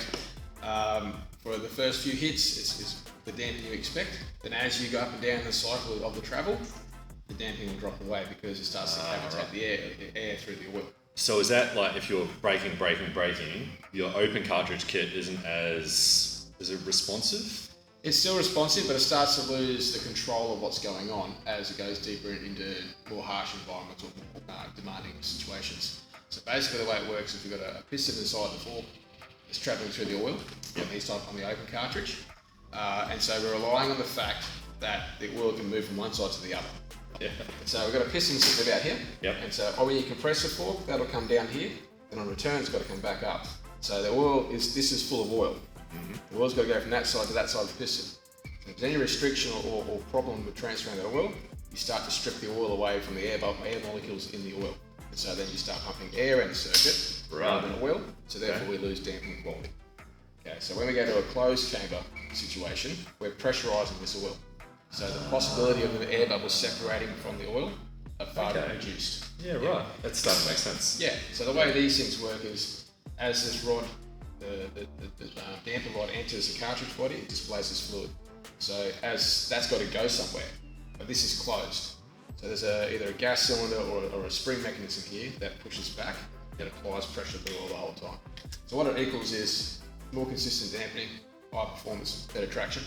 Yep. But also a much longer service interval when it comes to the oil quality and life. Okay, that's good as well. So, I mean, this is obviously a step up as well with the V4 compared to the 959. That last bike, we built it more for a beginner track rider, I guess, whereas this build, we're focusing more on an actual race build. So ideally, the person that buys this bike will be a racer. So these forks, or this front end setup and the back end, we'll get to that, is probably more so going to suit somewhere in entry level racing, yeah? Yeah, more aggressive riding. You know? You could do a really aggressive road riding, but some models get firmer, like particularly like these closed cartridge YSS, your K-Tex, all the pressurised ones get firmer as you go to that level because it's there to handle bigger demands. Cool. For aggressive riding. There you go. So that's it. That's how the front suspension works. Now I've got a question, and heaps of people have asked me this, and it's how does the actual back shock work? So we put a YSS back shock into this. Come around and have a look. So we put the YSS rear shock in. Now this is their highest spec race shock for any superbike. But I've got a question as to how this tool actually works. So we're going to get Joe to try and tell us and explain to us how this would work in like a pit scenario or just for someone that's doing regular track work. As a layman, I just don't understand exactly what it does. So Joe here is going to explain to us how this tool can help you adjust the rear shock, how it works for like a track team, like an actual race team, and how they would get performance out of having one of these versus a standard mechanical shock. And then we're going to talk a little bit about anti-squat as well. So, Joe, how does this work? Sure, no worries. So this is a pneumatic gas tank. So on here, we've got a pneumatic preload adjuster. So this is actually holding the spring down. So when we want to adjust our spring preload, normally we grab a tool such as one of these C-spanners. We'd locate it on a collar and we'd turn the collar. Or other ones will have a mechanical 8mm hex and you can spin a spanner here to change it up and down. This one here makes life a bit easier when you want to adjust it. So what you do is you grab this thing here and you'll plug it in. Oh, that's cool. So the bike actually like adjusts a little bit already. Correct. So in here you'll see the silver ring. It's basically now pushed down. So it's pushed the spring away from this collar we need to adjust. So the black collar here is now loose. Yes, correct. Oh, yeah, So I can you even can move that with my yeah, finger. that's Yeah, it. cool. So essentially we'd put air pressure inside this little part here, and it would push the spring away from what we've got to adjust. Yeah, right. So now it allows us to turn this, and essentially each turn is equal to about 3 millimeters. So you can see a little dial here. You've got 4 millimeters, I should say. So you start with 1, and go back off. Yeah, right, okay. And now we've done 4 millimeters of spring preload off that, basically. So when we're done, it's really easy. We just literally pop that back off. We just change our spring preload. So if you're a race team and you have one of these and you're at the track, how would you actually make it worth its while? Is it part of like qualifying? Is it track specific? So, for example, in Morgan Park, we were racing our local stuff. We've normally got a 10-minute, 8-minute qualifier, so not a lot of time. Yep. So you can imagine coming in after a lap or two, and the rider says, "Look, I need more rear spring support in some of the corners here." So if I had one of these, it'd be a bit of a mission to get in there. Everything's hot, hard to work with, and then you got to try and turn this down. It could take a minute or two. Now, if you've only got 8 minutes, it takes you a minute and a half to cycle around Morgan Park. Yeah, I see, right. You've just burnt a lap of qualifying. Yeah. This is as quick as this is. Punch that in there, make your change, Punch it off and you're off again. right it goes again. That easy. So Yeah, it is right. very handy. So you could use it in practice if you're trying to improve your times and doing a quick pit stop quickly, or even I'm thinking something like Isle of Man TT, those sorts of events where you've got a quick stop and then you want to get out of the gate as soon as possible, qualifying, you name it. Yeah, I can see how that's got benefits actually. That's pretty cool. It's very, very handy. The key is don't forget it when you go to the track. Yeah, don't forget it. You need it. Massive. So how would this shock help you with anti-squat? Sure. So anti-squat is something we're going to delve into a bit more in this channel as well when we do things like replacing the actual drive. So we're going to replace the chain, the sprockets, and start figuring out how that works with anti-squat. But how's the shock affect that? Sure. So anti-squat is basically the force that the engine creates on the grip of the tyre, and how we manipulate that force is via our chain line. So you can see you've got the front sprocket here, we've got a swing arm pivot here, and you've got the rear axle here. So if you draw a line through them all, the angle this chain runs will impact how the anti-squat affects. So if this chain is lower down this way, and you get the gas, the bike is trying to pull the wheel down on the ground. Now, obviously, you can't go further than the ground, so then the net effect is the bike rises, so it's anti-squat. So the steeper your swing arm gets, the more anti-squat you create. So now when you go the other way and you make it really flat, when you get in the gas, it gives you a pro squat situation. It gives you more traction, more weight on there, but then it can overload the tyre, which means brakes traction. Right, so the problem I'm going to have is that I'm going to a one larger on the rear, so I'm actually going to increase my squat. Yes, that's right. unfortunately, so I'm going to need to offset that. Yep, that's correct. It's a minuscule thing with one tooth. It's very, very minuscule. There is an effect apparent, yes, but it's quite small. When you change on these particular bikes with a single-sided swing arm as well, when you change your location of the axle here, you're changing the height of the bike. So if you need to, say you've gone to a bigger sprocket, same chain length, you've got to bring that forward here. And as in these circuits are set up standard, that is coming down this way. So the bike's actually going to get taller. Okay. And in effect, your swing arm angle gets steeper as well. Oh, okay, so it is actually doing what I'm... It's giving you an anti-squat effect. it is So it giving kind you of an cancelling itself out. Yeah, While you're right. bringing the chain up bigger, you're bringing it around this way to offset itself. Yeah, okay. But then what happens is your bike is taller than your bike. Yep. So where these shocks, these aftermarket high performance shocks are beneficial, you've got high and low speed compression, you've got your preload, all the stuff we normally have. And under here, you've got your rebound clicker, this big black dial under here. Yep. But then below it, you'll see there's two nuts here, a silver one and a black one. Uh-huh. Okay, so this is your right eye adjustment tool for the shock. You can actually lengthen and shorten the shock. So you can in fact dial it in and out your anti-squat or your pro squat. When you lengthen the shock, you make the bike taller, which increases swing arm angle, Right, which so increases your anti-squat effect. So that's a pretty good explanation actually, and I'm guessing you're probably only going to do this once because you're going to have set, your sprockets are going to be set and your chain length is going to be set for the track that you're riding. Yep. So really it's all about getting it right on the first day of being at the track, and then it just becomes adjusting your actual shock as the preload. Yeah, spring preload. Spring preload. We'll do the load you impart to the bike, so the power of the bike, acceleration, weight. Spring is holding that. But when you change your anti-squat or your shock length, you're changing the chassis, which is the core behaviour of the motorcycle. Yeah, right. The steeper the swing arm gets, the more anti-squat it creates, so the harder you can drive off a turn without squatting and wheeling the bike off the corner. Okay. So I've got a question, and everyone's going to ask this. When MotoGP bike ride devices come into play out of a corner and they lower the rear down, are they also lowering the front? No. No.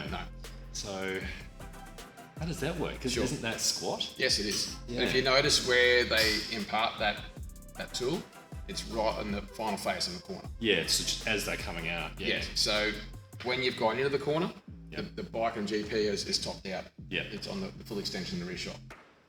So the bike is quite agile to turn in. Then they've set their line, they've set their speeds, and now they're approaching their apex. So once they know they're good with that, they pick the throttle up. At that point, the bike starts stabilising on that line. So they're already on a lot of power by the time. Yeah, correct. They're already on a chosen line. Yeah, right. So the bike isn't going to deviate too much from that. Then once you get to that final phase of the corner where you're pretty much coming to the centre of the tyre and starting to drive the bike off, the bike is pretty neutral and stable at that point. It's not going to really change what it's going to do. So lowering the rear drastic like that, it's all going to finish the corner off without wheeling at that point. Yeah, right. Okay. They've got so much horsepower. They've got 330 horsepower, some of them. They're wheeling in 6 gear. Just an extra 110 horsepower to my V4, but that's okay. And they weigh, 160 kilos? Yeah, so, true. You know, they've got so much horsepower, they're wheeling at 300 k's an hour. Yeah. So lowering the bike and lengthening the bike out stops that wheeling. That's more important to give power rather than the squat. Yeah. Okay. Cool. That was awesome. So it's good to have someone like Joe who can just bounce off and try and understand why on earth we do the things that we actually do. Joe is going to do the install. We're going to come back and then we're actually going to set up the bike for around about a 90 kilo rider. We're not 100% sure we're keeping this bike yet. If we don't, I want to make sure it's set up for a generic weight of a normal rider in this area.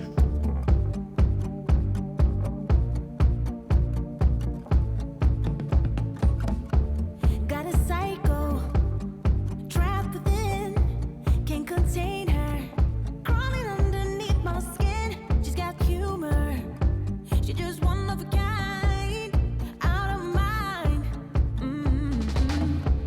She's a rebel, always on the move. She's an outlaw, she's a bimbo and an info. Is she human? She's just one of a kind, out of her mind. Yeah. One too many times I wake up bruised. Oh, how she wears me down. She fucks with everyone, no matter what I try to lose. Yep. Yeah, right. So that's because you had that connected to this little thingamabob and the line. It gives you the static sag Correct. value, So this Moto tool is a great measuring device. So essentially, it's just a tape measure on a digital readout. So it's measuring from the axle to a vertical point of the axle on the bike. It could be on the tail somewhere. We don't have the tail, so we're just going to use this pipe here. So now currently the bike's using 9mm static sag. So we have a general working area we want to run in, sort of between sort of 8 and 13mm static, and then we team that up with your rider sag number to tell us whether the spring is too soft for you. Because I've had burgers, it'll be quite a bit. That's it? Yeah, because I'm a bit chubby at the moment. That's all good. Don't say anything. Yeah. All right, so I'll get your climb on then. We'll find out what your rider sag number is. So ideally, for an average track day punter, we're looking for about 27mm sag. Okay, so if you put your feet up in there for me, currently running at 34. So we've got too much sag. So now we're going to wind that up, the spring up, to get to your ideal number, which is 27mm. And then we'll compare it against our static number. If that gets too low, that tells us you need a heavier spring. Did you get that? Yep. So our optimum number is 27. We're currently at 34, so we need to wind it up a little bit.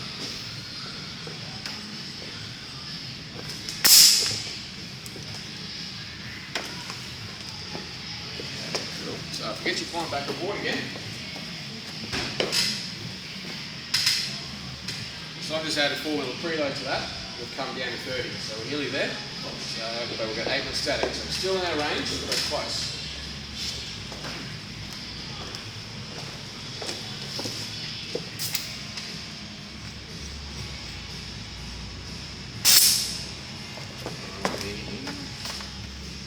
static's now 7. Go again. Yeah. So this is right in the limit of what I'm happy to run as a race static versus rider sag number as a starting point. Okay, so we've got 28 in the rider sag and 7 in the static, so that's really close. Ideally, we'll probably go up the spring rate. Right, but because we're probably selling this bike to an average male that weighs less than me, it would probably work better if I left the existing spring in. Correct, yeah. Yep. Cool. Even the same weight as you, but shorter. Yeah, okay. Because you naturally would sit further back than a shorter person on the bike. Yep. So you can put more weight to the back of the motorcycle. right. Nothing to consider. Yeah. So even though you might put spring rates in a certain weight, height and riding style comes into it massively as well. Yeah, okay. I'm pretty slow anyway, so it's probably about right. It'll be good for you, put it that way. Yeah. Yeah. Cool. All right, mate. So I get you jump on this time again. Now this time we're going to check your dampening settings. So climb on board again. Feet up, grab the bars, eyes forward and shoulders relaxed. So what I'm looking for here when I bounce it, one, the speed it compresses, but mainly how quick it returns. So compression is very hard to set here and now. Rebound is much easier to set. So as a baseline setting goes, we can get it really close, so when you go on track, it might be 1 or 2 clicks here or there, and you'll mainly focus on compression at that point. Alrighty. So it's really slow to come up. Yep. So what that does is it affects the amount of traction you've got. Okay? And it creates a pack down in suspension. So every bump you hit, it'll compress, but then it can't come back. So then it eventually keeps compressing on multiple bumps, so there's nothing left. So you want to increase the rebound? Yeah, I'll speed it up. Okay. Yeah, so I can decrease rebound force in the shot. Oh, decrease that. Yeah. So on this particular shock, at the bottom of it, there's a black rubber dial. You can hear the clicks going on there. Yep. So I'm opening up that rebound adjustment. Yeah, right, okay, cool. Okay, cool. So I might just go a bit further, And then we can wind it back. and you can see the difference in it, basically. So climb on board again. Okay, so let's see shoulder movement again now. Yeah, so you see it's a lot better coming up. So that's kind of where it needs to be actually. I could go a little bit more open, but it's actually pretty close.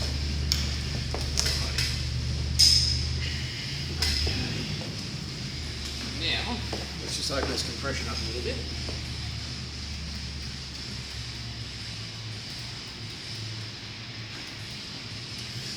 So what's the relationship between the kilo rate on the spring to the rider weight? Sure, that comes down to bike specific and the leverage ratio it creates in the motorcycle.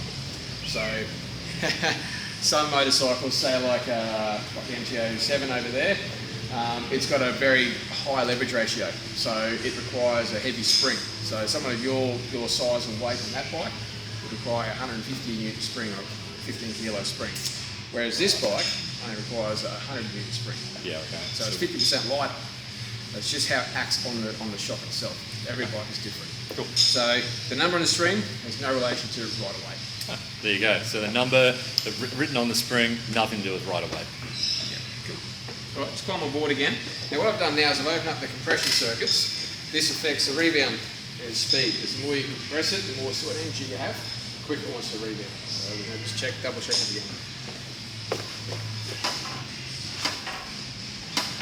So it's looking pretty good. Yeah, excellent. That's great. All right, I'll get you to climb off. I'll just open up that low speed a little bit more. There, 133. Yep. So similarly, we have on the front, we're looking for numbers. So somewhere around 22 mil static sag is a good starting point for the bike. And right now, with a bit of stick to the forks, you're getting 21, So it's 25. pretty close. So it's pretty, averages out about 22, 23. So Okay. it's pretty good. So I'll get your climb on now. Now I've already preset these forks with 10 mils of preload on it. So it looks like it's going to be a little bit too much to start with. So 36, I'm kind of looking for 34, 35, all said and done. So keep it on the bars for me for a second. I'll just grab the bars. Yep. Just going to unweight it, bring it down slowly. Because forks have a lot of stiction in them, we've got to find the average of it. So right now I've lifted it and let it settle, and it shows 30. Now if I pull down and come up slow, it shows 38. Real slow, yeah. So the average of it is 34. So we're actually quite close. I think one turn off will get us our number. Okay. Jump off. You can stay there, that's all good.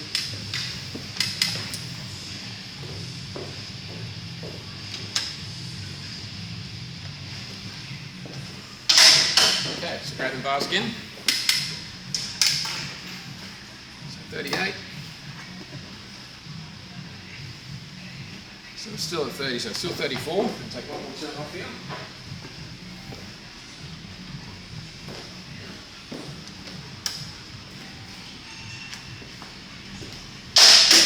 Is making sense to you? Still 38. We're at 33. So I've got a 5 mil difference there. It's about 34 and a half, 35. So we're good there on that spring there. So these springs are good for your weight currently. No more burgers. Brilliant. Lovely. All right, I'll get your climb off and I'll check this front dampening. And what I'm really looking for here is the bike's balance. This is only ever an initial setup for when you hit the track. So the idea is I'm giving you a setup that's safe and effective. Then we can fine tune it once you start riding. Yeah, okay. So the sag numbers, the static versus rider sag, So tells me that it's pretty good and pretty close right now. So you'd come back in after a few sessions, get it recalibrated, and as you get faster and faster, you're going to change those settings over time until you get to pro level, which is like a long way away from me. Yeah, so the thing with the sag numbers, they're only a guide. Yep. Once you start getting really fast at the front end of national racing and stuff, they're almost irrelevant. It's what the rider's feedback is. Yeah, right. Okay. It's only ever a good starting point. Cool. I'm learning something. Are you? So we're all set up now. Suspension is done. The bike's back in the workshop, and we are on to the next part of the build. Big thanks to our sponsors, suspensionsrus.com.au. Jump on their website and check them out. They've got all sorts of solutions there for motorcycles. In particular, I use YSS, so make sure you support them. There's a discount code on screen. And next part of the build, here we come. We've got a huge CNC racing haul coming in from Motomia Australia, amongst a heap of other bling for this bike. And then, of course, we're still waiting on our Marcassini wheels to come in shortly. Big things. Stay tuned. Some people spend all their money on strippers and drugs. Instead of drugs, I buy CNC racing gear. And this is where I get it from. Okay, so I'm at Clean Ride Brisbane, which is also Motomia, and this is Matt, the owner. Say hey, Matt. Hey guys, how are you? No, say hey, Matt. Oh, hey Matt. That's better. This is just some of the kit you can get at Motomia. This is CNC racing gear, and these guys are the Australian stockists of all the CNC kit that you can possibly think of. And that's of course what's going on the V4. So this episode is all about CNC racing, and let's get into it.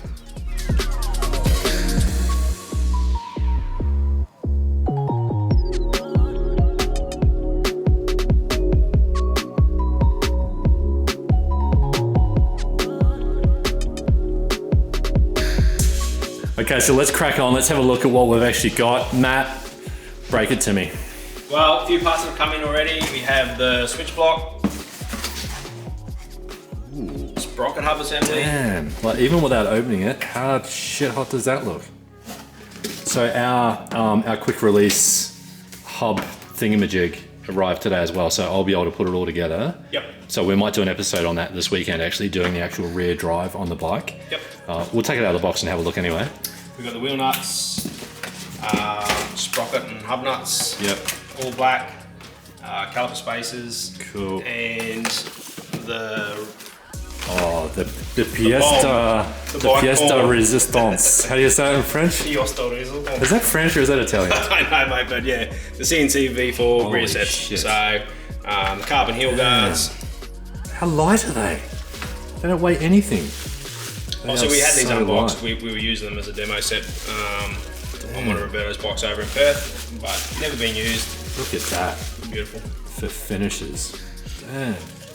That is going to look so good on the bike. And if you remember the design, I'll put the design up here. I think on the design, we actually had these rear sets anyway. So, but what we didn't factor in is, I'll get you to open that again. What we didn't factor in is Carbon. these puppies. Carbon. And we've got carbon all over the bike now. So that is just going to add like another element of carbon to the bike. Hey Matt, I've got to ask, what else is due to come in for this order? I think we've got the other switch block for the other side, the brake adjuster, and the Brembo RC19. Yes, the actual Brake master cylinder. Brake That's master still coming. cylinder. Cool. We usually get the parts pretty quick from Italy. If it's in stock, usually we get it within 7 to 10 days. Try and carry most of the fast moving stock here, but obviously we can't carry everything. So if there's something you need, give us a yell and we can, order it in for you. And yeah. Excellent. We've got a Clean Ride in Perth who also stocks CNC, and then we've got Matt who runs the Clean Ride in Brisbane, who are the CNC stockists over here. So get on your laptop, start buying some stuff. Hey Matt, can we have a look at this? Can we just like pull it apart? That is a shit hot piece of kit. And I was going to say, your workspace here is the cleanest workspace I think I've ever seen in my life. I reckon you would shoot me if you actually came to my workshop and looked at my garage. It's nice to work in nice spots. Damn, look at that. So this is like the outer housing for the actual throttle, yeah? Yeah, that's the right-hand switch block, I'm pretty sure. So the left-hand side one's got the more buttons on them, but this is your start-stop, and yeah. I think that's what Ducati pit lane limiter. Is it pit lane limiter? Or I think launch I don't know. I think it's pit lane limiter, and that's your start. That's your start button. So yeah, right. That is cool. They're pretty nice stuff. The hubs. Yeah, let's crack that up and have a look. That is. It's probably super lightweight too, I'm guessing. So we're going to weigh all these parts when we put them on against the existing parts that are on the bike, and I guarantee, I think off memory we're up to like 16 or 17 kilo weight loss already on the bike. That's not factoring in the Marcassini wheels we've got. So I reckon this alone is probably going to save us another kilo as well. Damn, look at that. That is awesome. Yeah, that's super light. I don't know, have you ever held, of course you have you ever held the full sprocket assembly on a V4? Heavy. Oh, it's heavy as hell, whereas this just weighs nothing. I do actually have another build that I'm working on at the moment, which is a S2R project, full black stealth edition. We might grab that and I can show you all the rear hub assembly on that, which is... An S2R? Yeah. I just sold my S4R. Very good. It's been for sale for a while. No, I sold it straight away, because people love the bike side build. It's good when you got quality parts. So, let's go have a look. Okay, and like any good cooking show, here's one we prepared earlier. Matt, what can you tell me about this project you've got going on? So mate, I suppose I should give a great shout out to a good customer of ours down in Melbourne, Mark. He's been very patient with us with this build. It's a stealth black S2R project. We've pretty much powder coated the whole swing arm, all blacked out, sprocket assembly, carrier, blacked out the whole frame, CNC upper and lower triple clamps, CNC clip-ons. We've anodized the fork tubes. Like, once we get this project finished, it's going to look amazing. That is absolutely beautiful. So we've also got all black on the back of the V4 as well. So we'll do another episode on that. But I've never seen one of these in person. Like, I've had the Duca bike tops with the big holes all through them. Yep. But this looks... So these have got an infill, they've got an infill in them. Yeah, so basically the infill goes in there where the risers would normally come on. And because we're going with the clip-ons for this build, obviously the clip-ons will sit underneath the triple clamp, and then the switch blocks and stuff will come off there. So let's head back to the workshop, get some of this bling on the bike.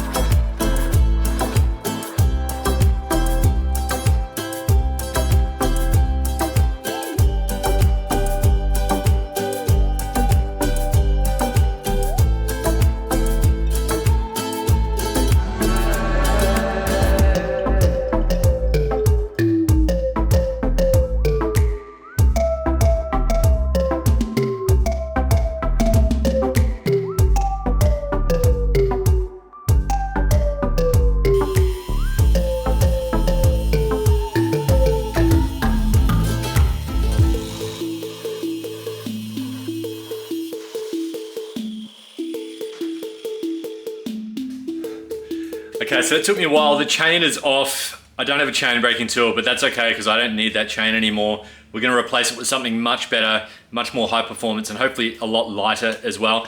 So the first thing I'm gonna do is weigh that old OEM chain. So let's, oh my God, this thing is heavy as. Let's give it a go. Let's see what it weighs in at. So if I take that off, 2.18. So roughly 2.2 kilo, which is, so that's a 4.84 pound chain. So I'm pretty sure if we go with a super light 525, I'm not going with a 520. If we go with a super light 525, it's gonna be around about 2/3 of that weight. So if you remember right, we had saved 17 kilo on this bike so far. So next up, we're just gonna take off the rear drive. So this whole rear drive here can come off. It should just slide straight off. I did take the wheel off because it's my buddy's wheel. When I was grinding that chain, I really didn't want to damage that. So now let's weigh this entire thing. So let's just zero that off. That's quite heavy. Okay, I don't know if you can see that, but that is 2.2 kilo as well. So that is 4.8 pounds. Okay, now let's try the new one. So 4.8, so we're going to 2.2 to 4.8. So we are at 1.8. So 1.8, so we've saved 400 grams off that. So not a huge amount. 400 times 2.2 equals 880.8 pounds. 0.8 of a pound. Once you add on the weight savings of the two wheel nuts, like check this out, 43 grams, 115 grams, we've actually saved another pound and we're up to half a kilo. So now we're at 17.5 kilo. I think by the time we save half a kilo on the chain as well, we're gonna be looking at probably an 18 kilo saving so far. So that's pretty good. So let's go ahead and whack this new rear drive on and see how it looks, eh?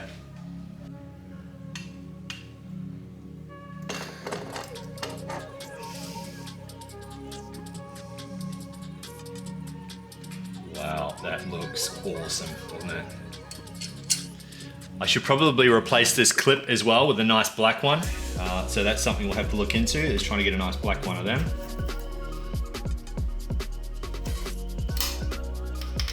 It's just loosely on there at the moment, but I mean, how good does that look? Just all solidly blacked out. Wicked. That's so cool. Okay, so thanks for watching. Next up, we're gonna be doing the fairing, so the whole fairing. In about 3 weeks, we've got the bike booked in for the dyno. We've got the wheels from Marcassini. They're coming in the first week of October, so that's getting close as well. Pretty soon, this bike is gonna be a complete package. We've got all the stickers and decals ready to go. So it's paint week next week. Thanks for watching. Thanks to our sponsors, Motormea Australia. More CNC stuff to come for this bike, including brake levers. We've got heaps of stuff. Probably a thumb brake as well from HEL or maybe Akasato. Stay tuned. Thanks for watching, guys. Okay, so we are up to the part of this build that quite honestly scares the shit out of me. And that's because it's time for paint and decals. And this is the one part of the process that if I get even the slightest bit wrong, the whole build doesn't look as good. So this is where I gotta take my time. But first, I've actually got a surprise. So the surprise is actually I've bought some more carbon and I couldn't help myself. I didn't think the bike had enough carbon. It probably did. Now we've got carbon, RPM carbon. We've got, this is actually full carbon as well, even though you can't tell. We've got carbon sides. We've got a carbon tank. We've got a carbon, what is that, exhaust guard. We've got carbon heel guards, carbon guards on the exhaust, carbon rear hugger, carbon swing arm protector. So next up, all I've done is I've just got all of my fairings and I've gone through and looked at any low points and any high points and I've sanded them down. So I sanded it down with 800 grit. So I started with 240 grit on the sander, and then I worked my way down to 800 grit. I don't want to go too smooth because you still want the primer to actually adhere to the surface. And then I filled in a whole bunch of little spots with some body filler as well, and then sanded them back. So then once I've got all of it clean and I've watered it all down, got rid of any dust, I've got my shed ready for paint. Now it's time to start laying down the actual primer. So I've masked up the whole bike. I didn't obviously show you me masking because that would be boring as hell. One thing I want to point out though, the way I do it is I run a thin blue line of a tape first. So like a 6mm line of tape. And that way I can get a really smooth edge. And then, so it's like a bead tape or a pinstripe tape. And then I run my masking tape off that. I didn't really need to mask this heavily because I'm going with the base coat first. But, and then I haven't done the lights yet, but we might just do that after the base coat. But what this means is that once I've painted my main sort of teal colored base coat on these areas that are outside this lines, that leaves me a perfect line so that all I need to do to mask up when I'm masking up to do my black or to do my red pinstripes is take the blue tape off, and it leaves me a nice line, and then I can just mask straight along that line, and it is perfect. So I've got all my fins done as well, so they're ready to go. I've got my edges where they merge into the side of the bike. I've got the top, that's all ready to go. So this part's all going to be black, this part's going to be sort of like that teal color. And then I've got my back all done as well. And this part's going to be black with red stripes. The rest of it's going to be teal with red inside and then red up the edges as well. So that's probably going to be the hardest piece to do all of it, that and the front, because that's where the detail is. Because like, if you remember the design, this is all teal and then it's got a white section here with black and red stripes. So that's going to be tough.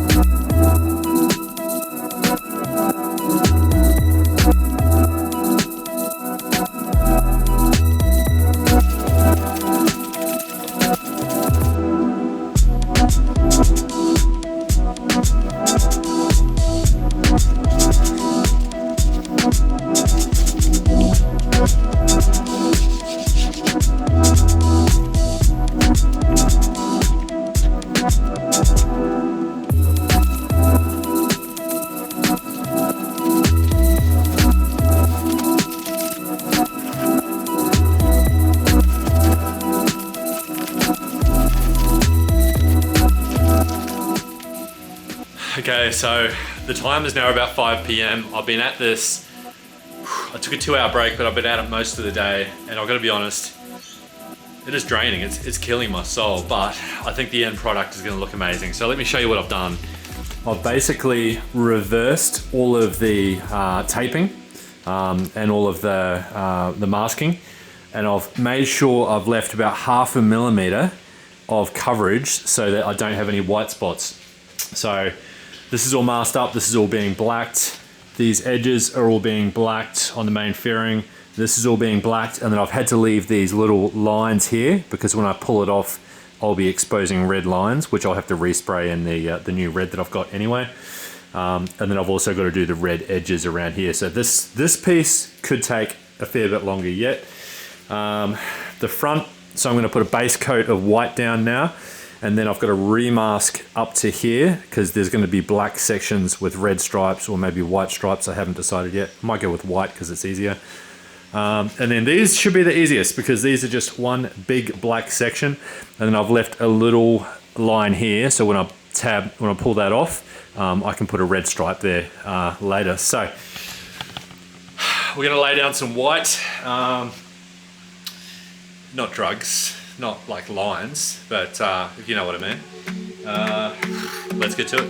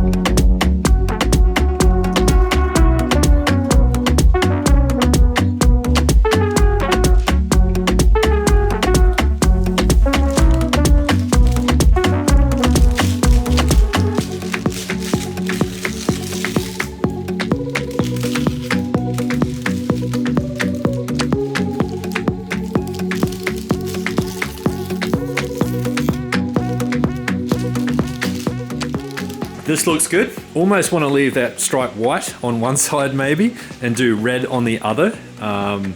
So I'm not quite sure about that yet. And then I need to start pulling this apart. The other boo-boo that I've made is, if you look at the side fairing where it comes up to the top, just up here, I've left 1 centimeter just there of black, and I've forgotten to do the same on the entrance to the front fairing. So I might need to just do a little slither of black just up the edge there. Either way, see how we go. And right, so we better get started on the red, masking up for the red, and then once all the base coats are down, I can then start looking at putting the decals on, and then the clear coat, and then putting it back on the bike. Fingers crossed. Where's my hat?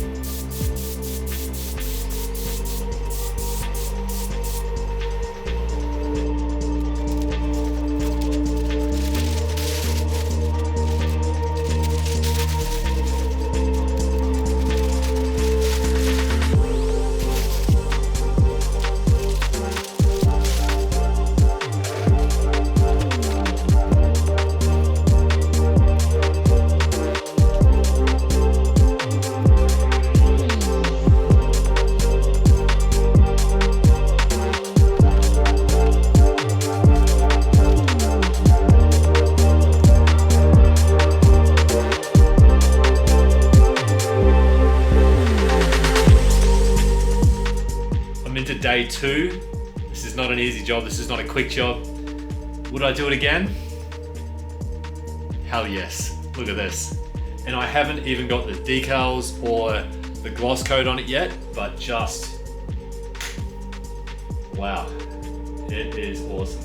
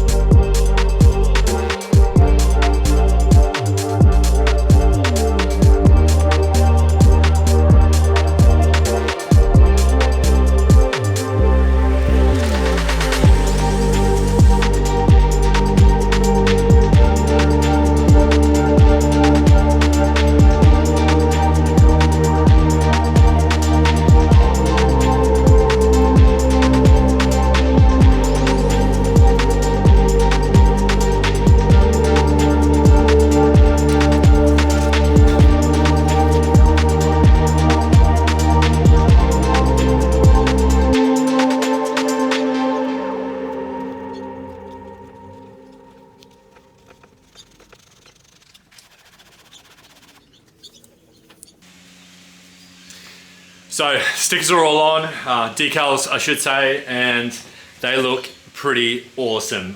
So super stoked with how they've come out, and now it's time to run the clear. So we're gonna put probably 3, maybe even 4 solid coats of 2K clear on this. Sit back and relax. Should be done pretty soon.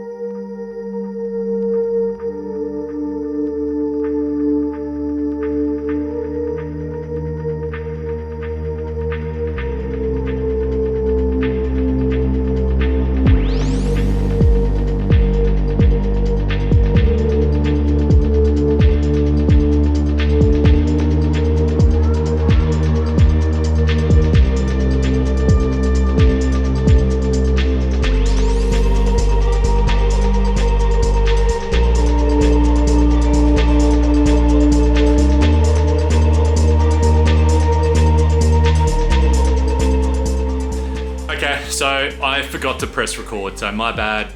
All it would have been was just me spray painting clear, you know, normal shit. Anyway, that's how it looks. It looks absolutely sensational, so I couldn't be happier with it. So glad I took the extra time to do all the prep work, and I think if I hadn't have got my new compressor and my new gun, no way near would have had this result. So I've done like a really subtle little Panigale V4 sticker there as well. Yeah, all of these stickers have come up really well. You know, none of them bubbled. They've all got nice edges to them. Just a nice little lip there, but it's nice and smooth. This is my favorite sticker. Look at that. Looks awesome, yeah? I just love it. It just looks so good. Like, the color is not exactly what I wanted. It's not the exact design color, but it's as close as I could get, because there's no such thing as a color code. So yeah, I've gone for, instead of all black on the back there, I've just gone for the red stripe back as well, so the Rosso red. I think it looks a little bit better. The black was a little bit too much like the last bike I did. And then I've just gone for just a subtle L1, black L1 sticker. I think that was pretty cool. So yeah, so now I've just got to clean up the garage, and we might put some of the carbon parts that arrived on the bike, because it's going to be a day or so of waiting, anxious waiting, before this fairing is actually hard enough. The 2K clear is hard enough for me to actually handle and put on the bike without ruining it. So better be safe than sorry.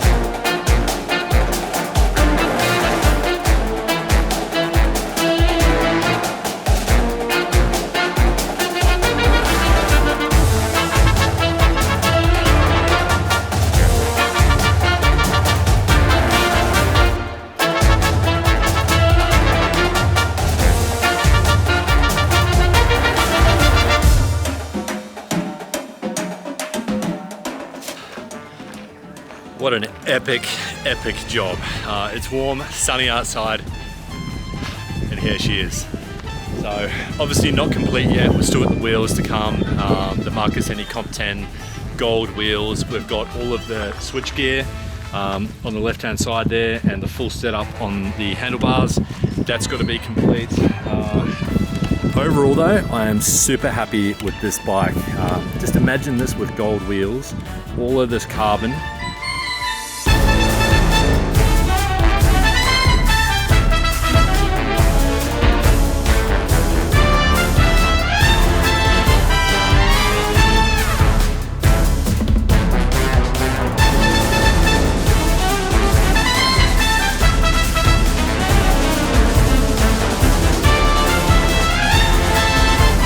Okay, so I've been waiting 5 months for what's in this box. Check it out, Marcassini wheels. Let's take a look.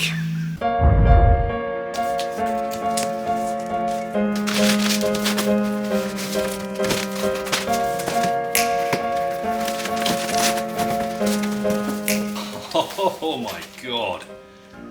Look at that. That is awesome. Absolutely stunning.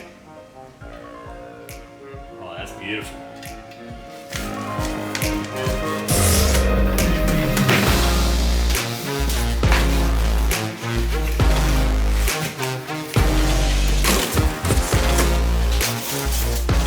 There we go. That is awesome. Absolutely beautiful.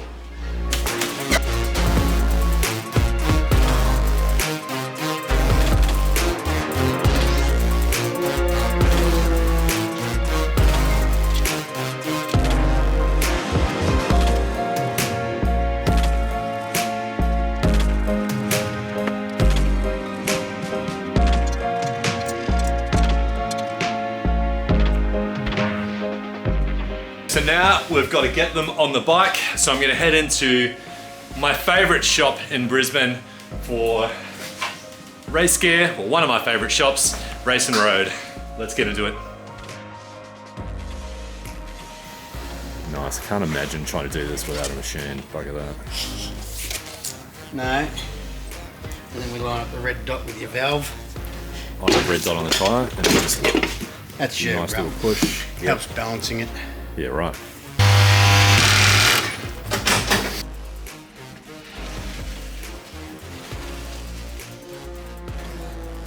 Oh, look at that. Pretty well done. Barely even moving. Perfect.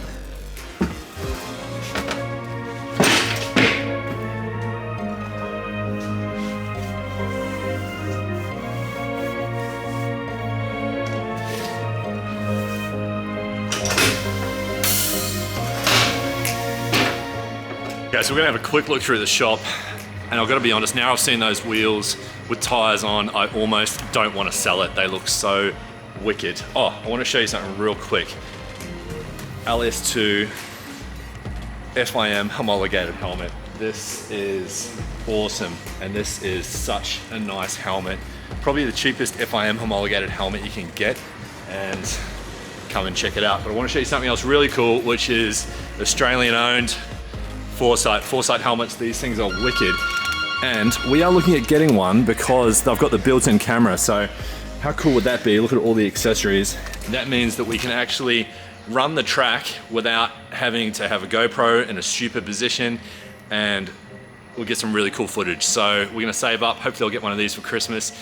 Hint, hint. And yeah, imagine the footage we'll get with that. But anyway, come check out this shop. We have got absolutely everything. Some of the coolest helmets on display. Actually, let me show you these.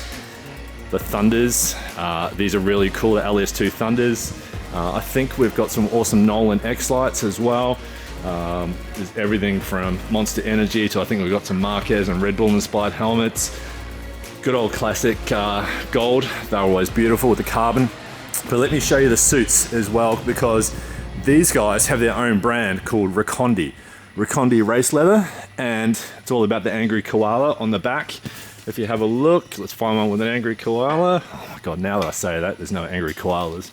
Anyway, this is their gear. Come check it out. They do have other brands as well, but Recondi is their own personal, you know, it's Tech Air compatible. This stuff's awesome. This is what I actually use, and it's what saved my ass a few times, to be honest. I got a few scrapes and bruises because of it, but yeah, come check them out. Awesome shop.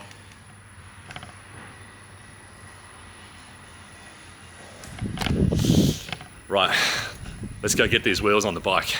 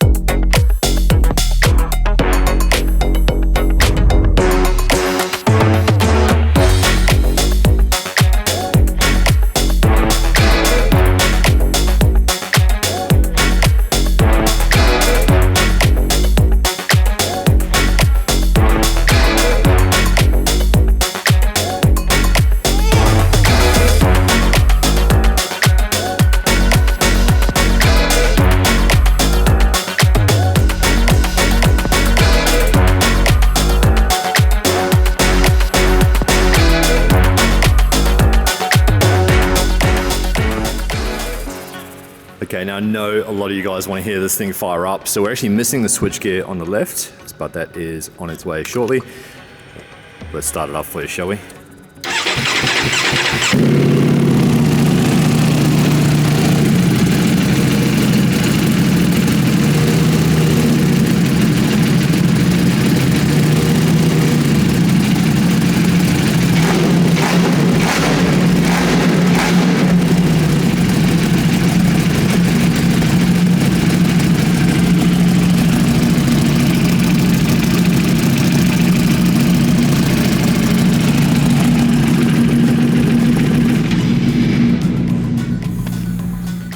That is loud as hell.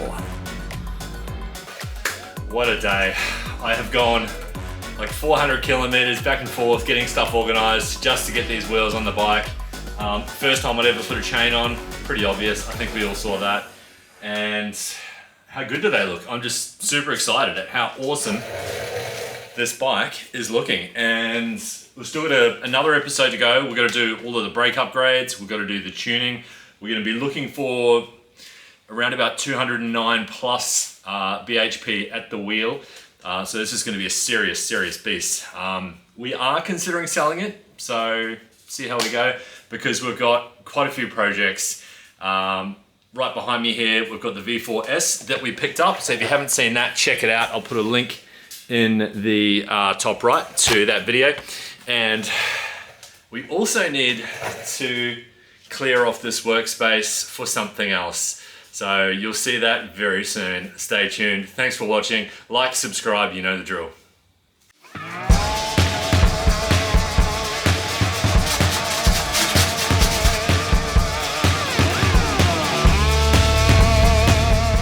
So there comes a time where I have to sell every bike that I've built. And I've got to be honest, I get a little bit emotional.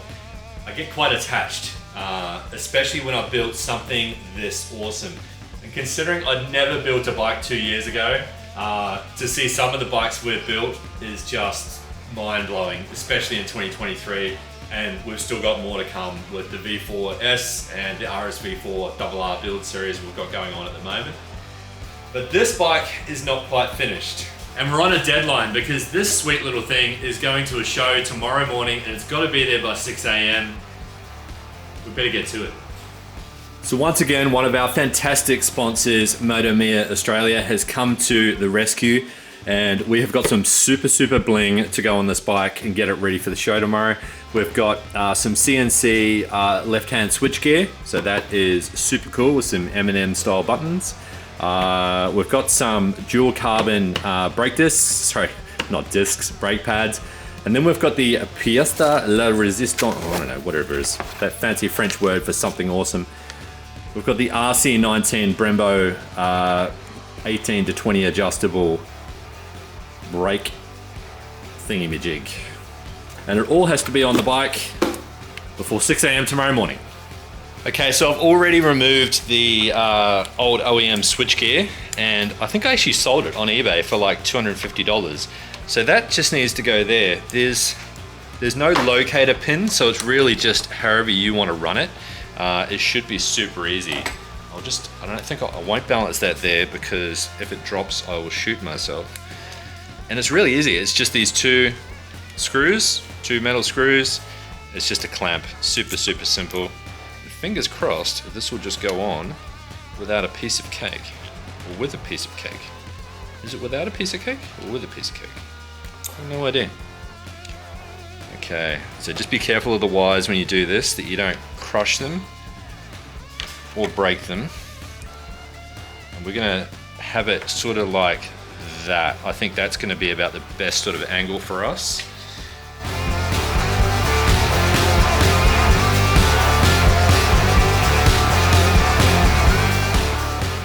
And our cable should be super simple. It should actually just be, oh my God, where's my cable? There it is.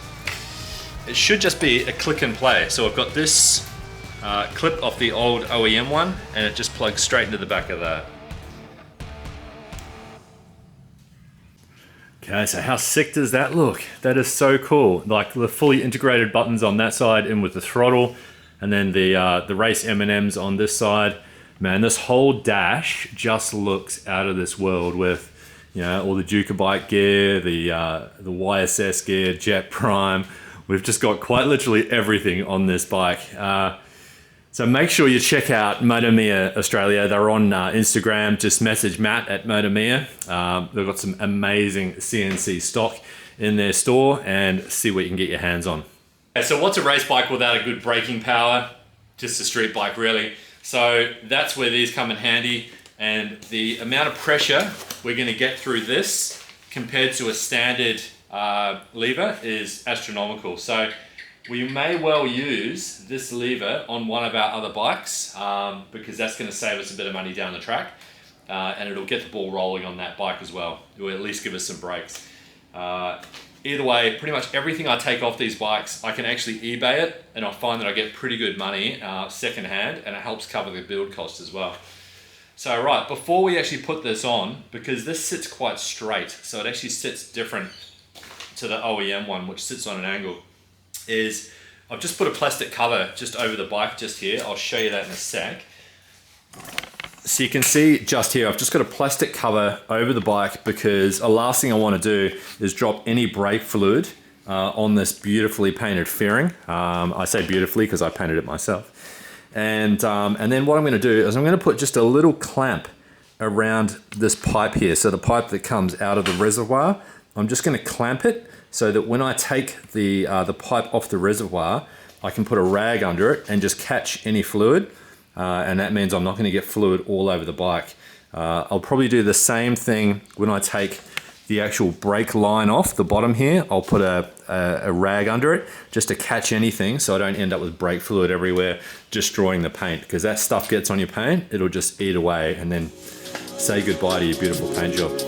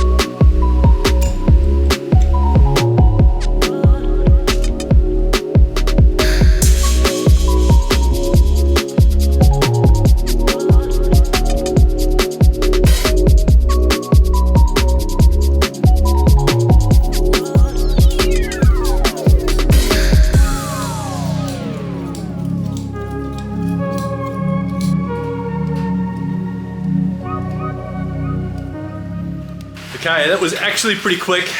The brakes are on, they are bled. The new lever is on the RC19.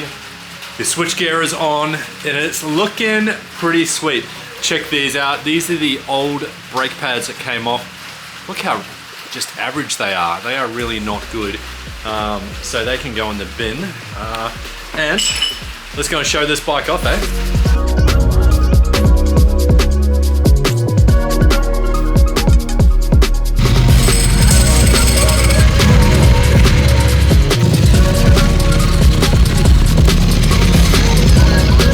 That's one of my latest builds. That took me about 4 months. So yeah, I've got a V4S, RSV4RR being built at the moment as well. Tripped over that fucking handle twice. Yeah, sorry about that. It's a bloody long handle, isn't it? Yeah. It just sort of sticks up at the end and it doesn't. I need to put my like a yellow flag on it or something. The hell. You got the hell with it. Yeah. That is a sexy, sexy, sexy bike. It is. Do you mind if I ask, what is it worth? About 40 to 45. Wow. Check out these carbon wings. How cool are they? They are really nice. I think you should always put as much carbon on a penny Street Fighter as possible.